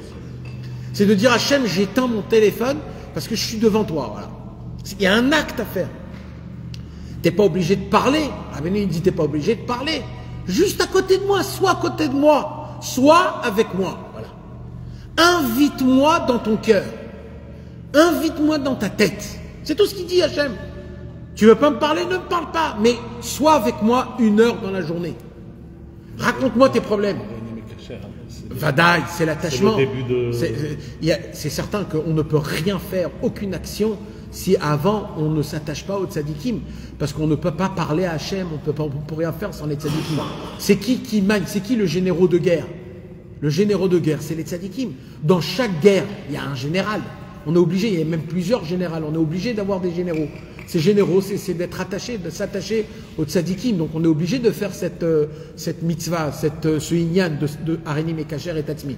Mais il faut savoir une chose, mes amis, qu'au moment où un homme il s'attache au tzadik Emet et qu'il parle à Akadosh Baruch Hu, il raconte ses problèmes, il raconte ses fautes, il se met totalement devant Akadosh Baruch Hu, il lui dit où je suis bien, où je suis mal, où je me sens bien, où je me sens mal, où je... Là, Nathan, le lien avec le monde, il est de mieux en mieux. Ah, exactement. Alors on arrive à ça. Maintenant, il se passe quoi? C'est un échelon. Ouais. Alors, Avraham, Yitzhak et Yaakov, mes amis, ils ont créé quoi, mes amis? Qu'est-ce qu'ils ont créé, Avraham, Yitzhak et Yaakov? Oui, mais c'est quoi qu'ils ont créé qu'on fait aujourd'hui? Shacharit, Mincha et Arvit. C'est quoi Shacharit, Mincha, Arvit? C'est la possibilité d'un homme comme moi, que sa vie est zéro et que ce que je peux faire c'est zéro et que c'est rien par rapport à ce qu'il y a dans ce monde, combien même un homme comme moi, j'ai la possibilité de prier, de demander et que Dieu m'exauce. En fait, de prier, c'est une notion d'esprit que Akadosh Baruch Hu m'a donné une importance, que cette importance me donne que je peux parler avec lui, je peux converser avec lui. Et ça, c'est le commencement de la construction du monde. C'est le monde. C'est pour cela qu'il y a 3 niveaux dans le monde, c'est le matin, l'après-midi et le soir. C'est trois niveaux dans le monde, c'est le temps. D'accord? Et c'est ça, c'est les 3 temps, c'est-à-dire, le matin, c'est quoi, mes amis, le matin? Le matin, c'est quand le soleil commence à se lever. Ça veut dire quoi quand le soleil commence à se lever? C'est une situation quand tout va bien, quand tu es jeune. Quand tu es jeune, tu sens que tu as envie de bouffer le monde. Tu investis de l'argent, tu as des idées, tu vas voyager dans le monde, tu vas pas avoir peur de personne, tu vas te débrouiller, même si tu es dans un pays tout seul. Ça s'appelle quoi ça? Ça s'appelle le matin. C'est le matin, c'est le soleil il monte en puissance, il monte en puissance. C'est quand ta vie, elle va, elle monte, tu as de la réussite dans ta vie, tout fonctionne comme il faut, tout est bien. Après, il y a l'après-midi. C'est quoi l'après-midi? C'est quand le soleil est en pleine puissance, mais c'est un matzav, une situation stable. Ça veut dire que tu arrives à mener un genre de vie qui est plus ou moins stable. Tu as une parnassa, tu as une femme, tu as des enfants, Mais il se passe quoi, mes amis, à Arvit? À Arvit, le soleil s'est couché. C'est quand ta situation de vie, elle est complètement atroce. Avraham, Yitzhak et Yaakov, quand ils ont créé la prière de Shacharit Mincha Arvit, en vérité, ce n'était pas une prière de Shacharit Mincha Arvit matin, midi et soir. Ça, c'est un chidouche que les gens ne savent pas. En vérité, Shacharit Mincha Arvit, c'était des prières de situation de vie. Avraham Avinu, il a créé une prière pour une situation de vie quand tu es là et ça monte, et tu es prêt, tu as envie, tu es chaud, tu veux, tu avances. Yitzhak, il a créé une prière pour une situation de vie, pour la stabilité. Quand ça va, je suis bien. Et Yaakov Avinu, il a créé la prière pour les gens qui sont dans la catastrophe, dans l'obscurité, où il n'y a pas de lumière, où tout est foutu. Il y avait des gens qui priaient que la prière d'Abraham, il y avait des gens qui priaient que la prière de Yitzhak, il y avait des gens qui priaient que la prière de Yaakov. C'est qu'après que les Chachamim nous ont institué qu'il faut prier ces prières-là tous les jours, 3 fois par jour, le matin, le midi et le soir. Mais en fait, c'est une conception. Chatzot, c'est qui a créé Chatzot? C'est David Ameller. David Ameller, il a dit Chatzot, laïla, kum, leodot, lach. La nuit, David Ameller, il se réveillait la nuit. Il se réveillait la nuit, il chantait. C'est la situation la plus difficile, il dit Rabbi Nachman, Chatzot. C'est comme l'inverse de l'après-midi. C'est quand le soleil, il est exactement tout en bas de toi, le plus loin de toi. Chatzot, c'est le soleil qui est le plus loin de toi, c'est-à-dire de la situation du noir le plus possible. Mais là-bas, j'appelle Hachem. De là-bas, j'appelle Hachem. Et il dit, si on regarde, après Chatzot, c'est là où le soleil commence à revenir vers moi. Donc, en fait, là, ça petit à petit. C'est pour ça que Chatzot, c'est de la puissance. Mais c'est de là où Rabbeinu, il nous apprend qu'en vérité, depuis Avraham Avinu, comme Avraham Avinu, il a fait rentrer dans le monde la force de la Emouna et de la Tfila. C'est pour cela que le monde, il est de mieux en mieux, de mieux en mieux et de mieux en mieux. Pourquoi il est de mieux en mieux? Pourquoi il est de mieux en mieux? Parce que c'est quoi la destruction du monde? C'est de vivre dans ce monde-ci en croyant que tout dépend de moi et que tout c'est moi qui le fais et que si je fais pas, alors personne va faire pour moi. Avraham, Yitzhak, Yaakov vont amener dans le monde la perception qu'il y a Hachem dans le monde et que c'est lui qui fait tout. Et c'est ça la destruction, parce qu'on a expliqué que la destruction c'est la connaissance, c'est l'arbre de la connaissance. Et la connaissance c'est ce que je crois, ce que je sais, ce que je peux faire, je peux pas faire, etc.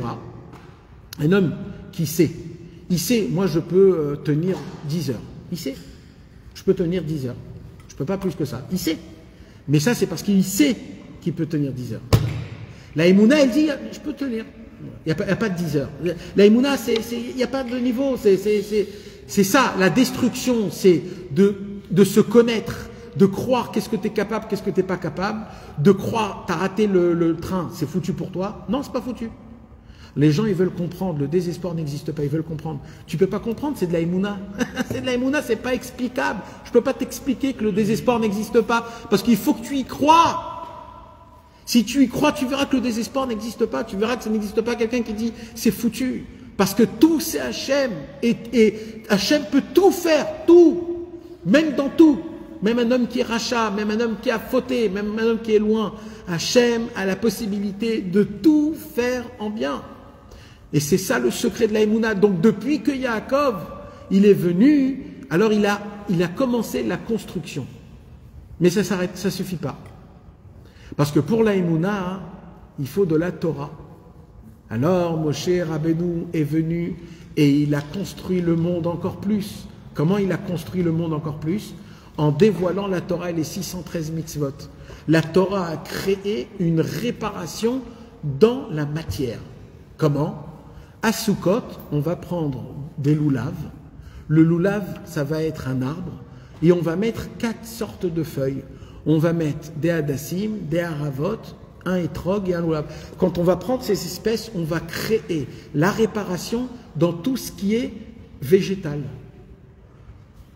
Après, Akadosh Baruch Hu nous dit qu'il faudra mettre du sel pour cachériser la viande. Là, on va créer la réparation dans le minéral. Pour manger, hein? Dans l'animal. Non, le sel. Ah, le sel. Après, pour manger l'animal, on devra faire la shrita, faire la melicha, la laver. Tout ça, ce sont des réparations qu'on va réparer l'animal. Et il y a des mitzvot qui touchent le corps humain. De ne pas se marier avec certaines femmes, de ne pas manger certains aliments, de voir et de ne pas voir certaines choses, de réfléchir et de ne pas réfléchir certaines choses qui vont changer ton caractère, etc. Et à travers la Torah, Moshe Rabbeinu a fait rentrer une réparation dans la matière. Donc qu'est-ce qui se passe? Je récapitule. Quand j'applique la Torah, je répare le monde. Quand j'applique pas la Torah, j'amène le monde à la destruction, comme Adam Arishon il a fait. Au début, quand il a mangé dans la connaissance. Mais ça ne s'arrête pas là. Pourquoi? Parce que dans la Torah, il y a écrit les 613 mitzvot très flous.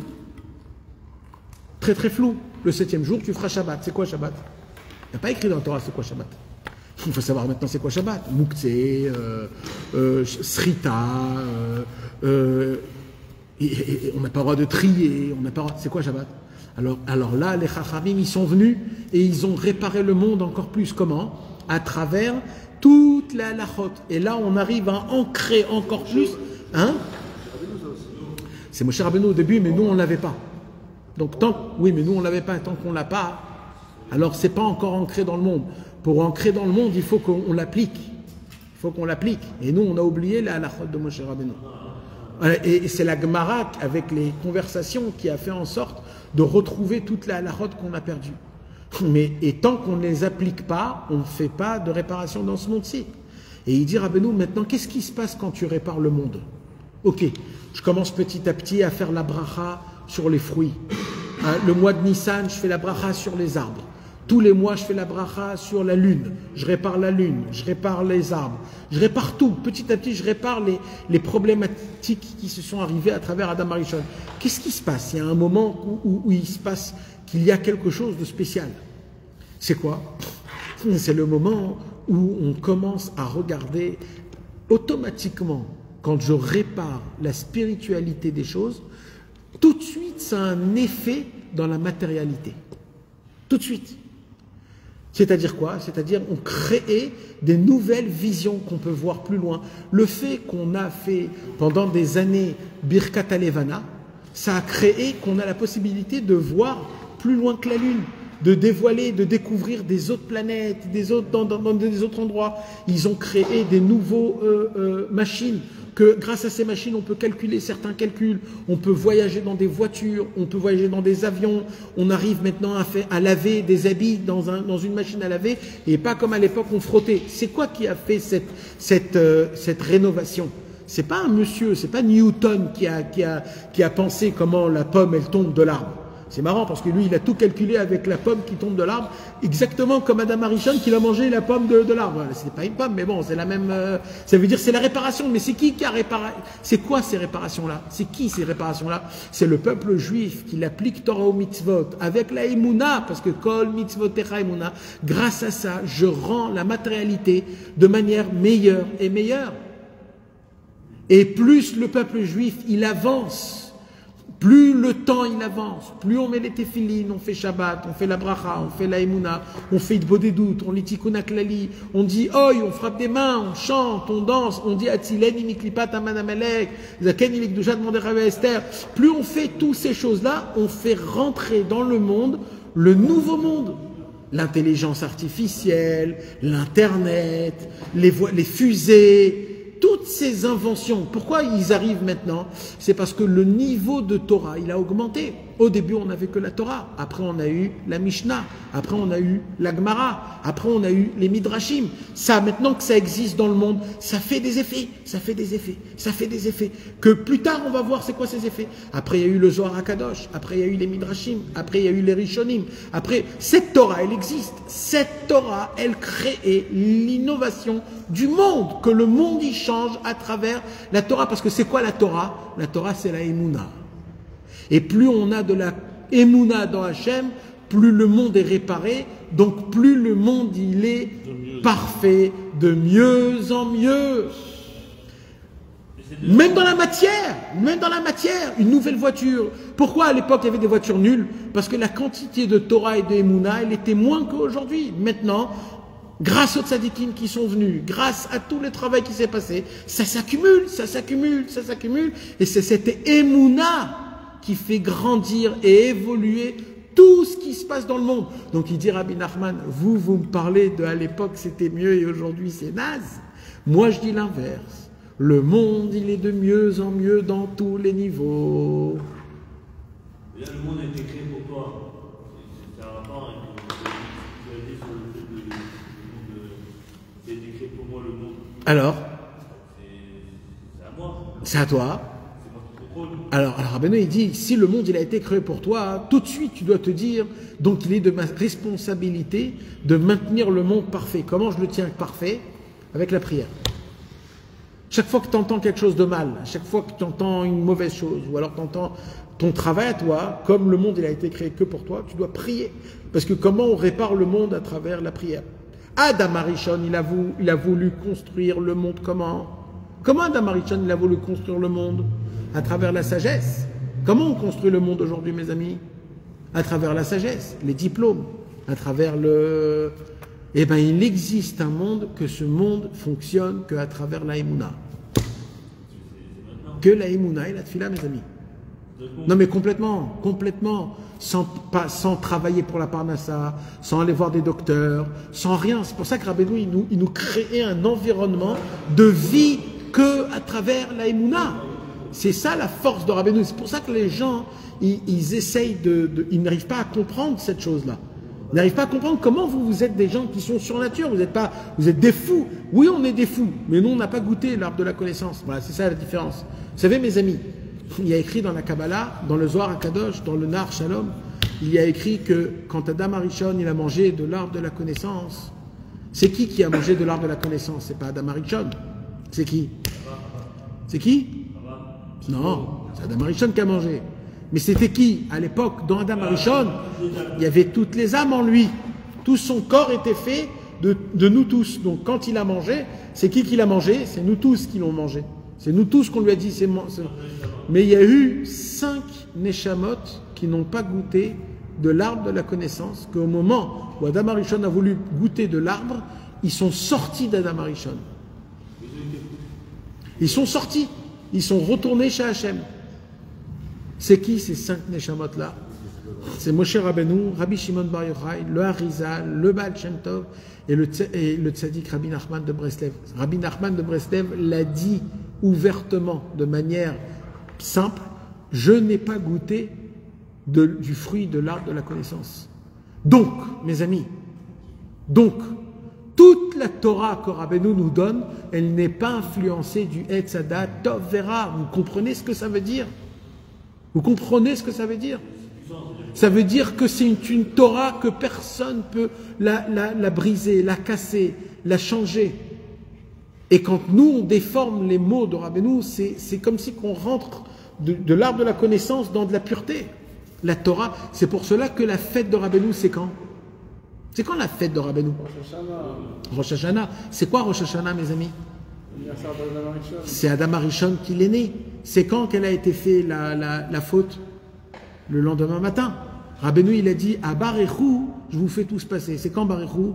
C'est le soir, c'est la veille, quand la faute n'a pas été encore faite.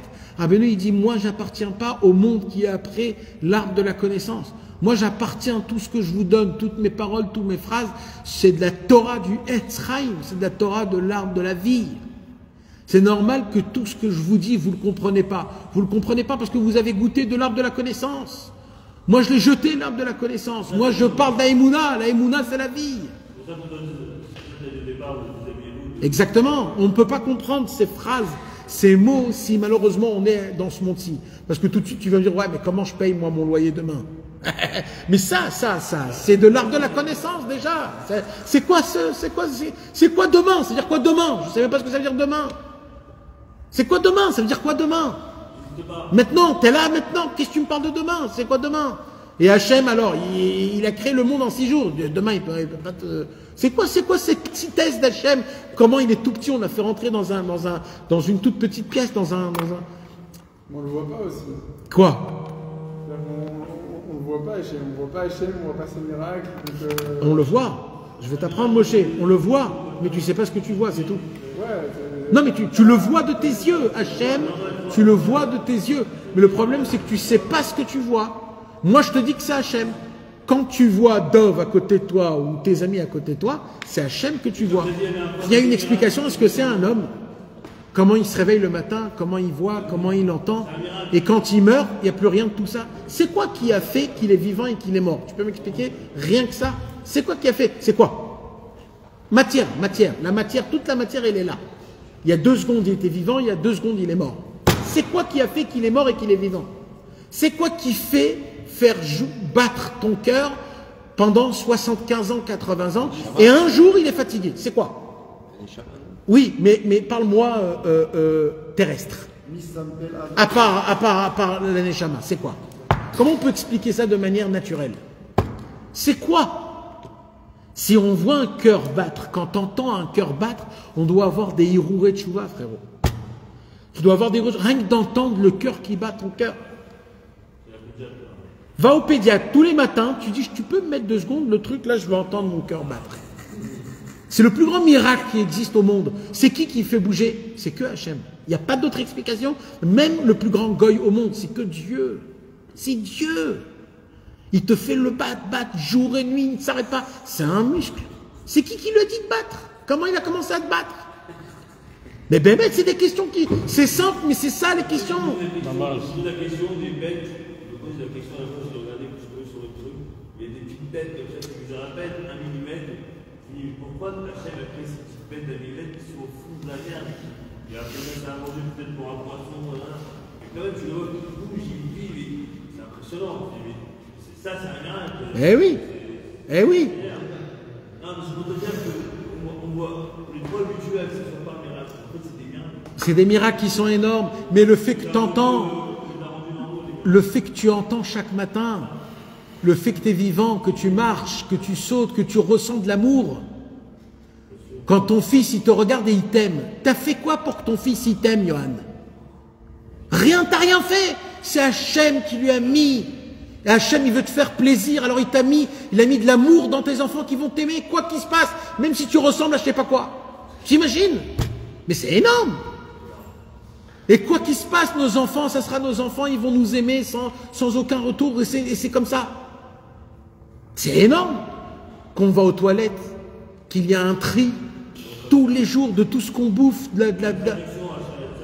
un shariatzar. Et comment un Kadosh Baruch Hu? Mais ça c'est tout le temps, même quand tu dors, même quand...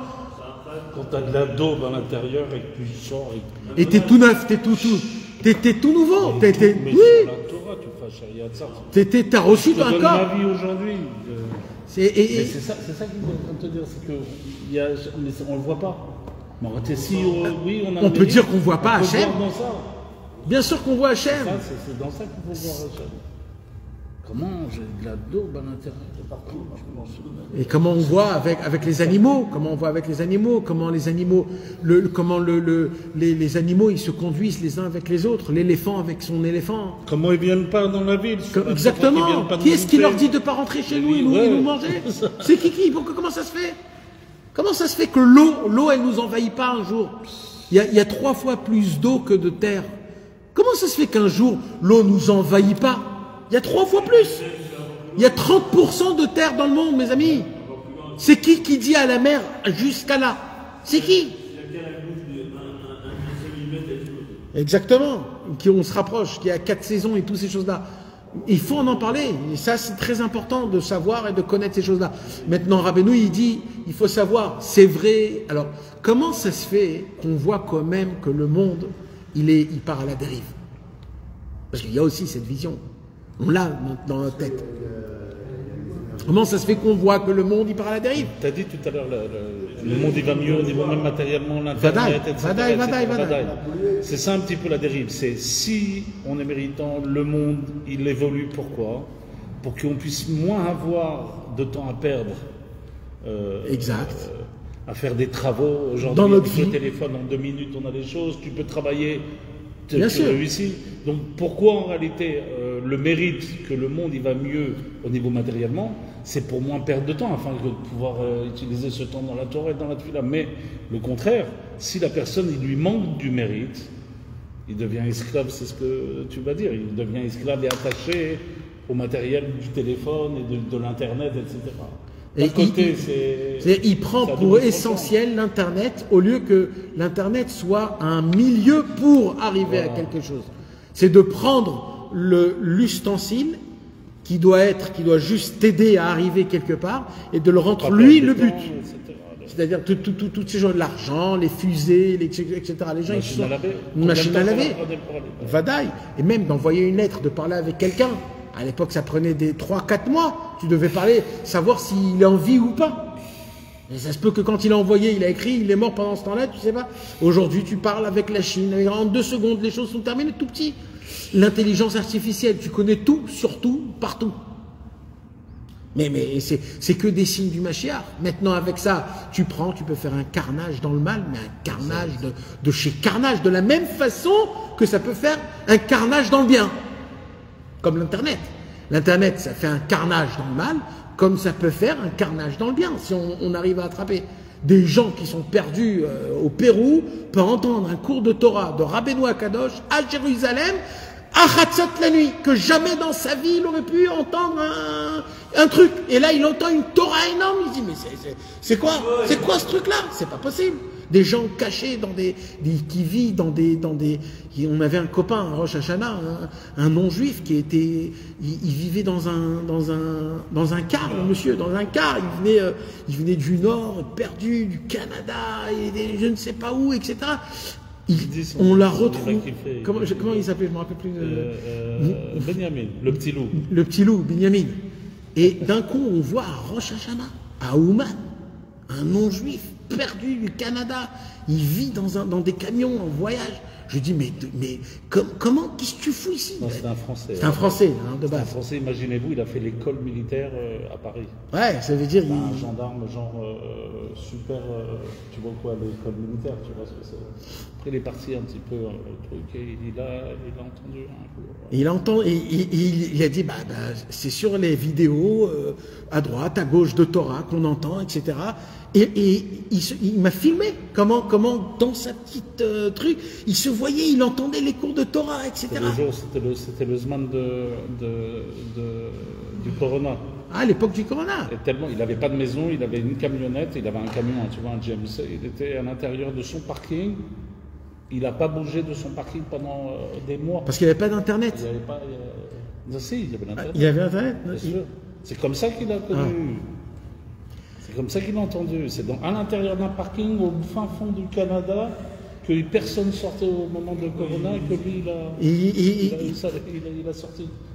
Maintenant, ça ne peut pas exister à l'époque. Il y a 50 ans, ça n'existait pas, ça. Tu me dis que le monde, il part à la dérive, mais il n'y a pas la plus grande au monde avancement comme ce qui s'est passé. C'est qui a fait cet avancement? C'est le Baal Shem Tov, c'est Rabbeinu Akadosh, la Emouna qu'il a dévoilé dans le monde. C'est lui qui a créé l'innovation, comment ça fonctionne, comment ça avance. Et nous, alors, la question se pose donc, qu'est-ce qui fait qu'on croit que le monde, il part à la dérive? Il dit Rabbeinu, c'est hyper simple, c'est quoi? C'est votre maladie de regarder toujours le point négatif. Alors dans le monde, on regarde que les points négatifs. On n'arrive pas à regarder les points positifs. Alors tu crois que le monde, il part à la dérive, mais le monde, il est de mieux en mieux. Ouvrez les yeux, ouvrez vos cœurs, ouvrez les oreilles, vous allez découvrir comment le monde, il est de mieux en mieux. Nous, on croit qu'il y a des nouvelles maladies, on croit qu'il y a des nouveaux. Rabbeinu, il dit, sachez, tout ce qui se passe, c'est de mieux en mieux. À l'époque, c'était plus grave, il y avait moins d'émouna, moins de choses, et c'est ça qui a entraîné malheureusement toutes ces choses qui nous a retardés, mais en vérité, le monde, il est de mieux en mieux. Et mes amis, on doit faire passer ce message à nos femmes et à nos enfants. Là, Rabbi Nathan, il dit que cette sikha, c'est une sikha nifla. Ça veut dire quoi? Ça veut dire que le fait qu'on dit à chaque fois, ouais, à l'époque c'était mieux, à l'époque c'était mieux, c'est très grave, il dit Rabbi. Il faut changer la disquette dans le cerveau. Il faut qu'on commence à créer entre nous, les copains, à se dire dans la tête que le monde va de mieux en mieux. Il faut arrêter de toujours essayer de trouver où le monde y part à la dérive, à l'envers. Il faut toujours essayer de voir comment le monde est meilleur. Baruch Hashem, notre vie est beaucoup meilleure qu'à l'époque. Aujourd'hui, c'est beaucoup mieux. Aujourd'hui, c'est meilleur, c'est plus parfait.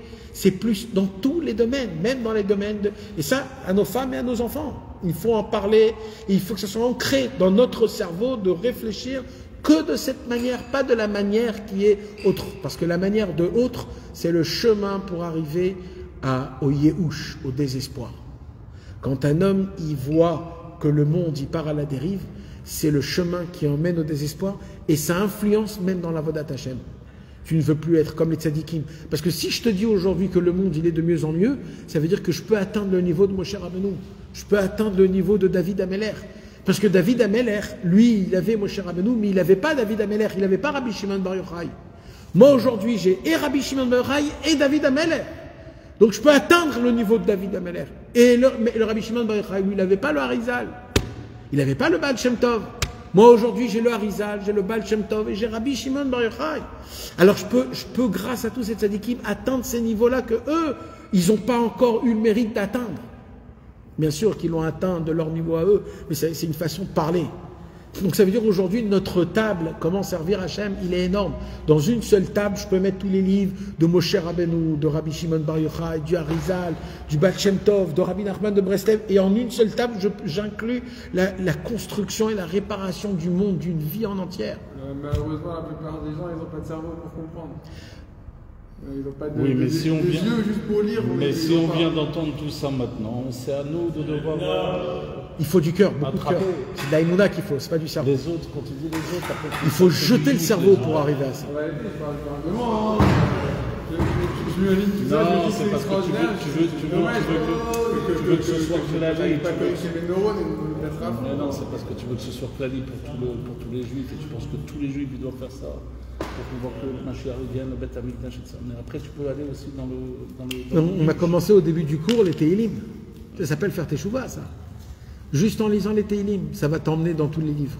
Rien qu'en lisant des Teilim. C'est ça Teshuvah. Teshuvah, c'est de se rapprocher de Dieu, c'est pas juste de demander pardon.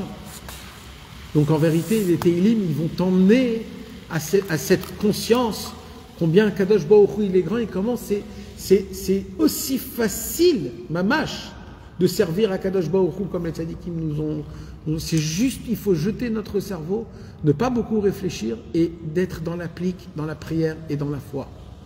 Et écouter les tzadikim, ce qu'ils disent, ce qu'ils ont écrit, de croire dans ce qu'ils disent que c'est comme ça et pas autrement.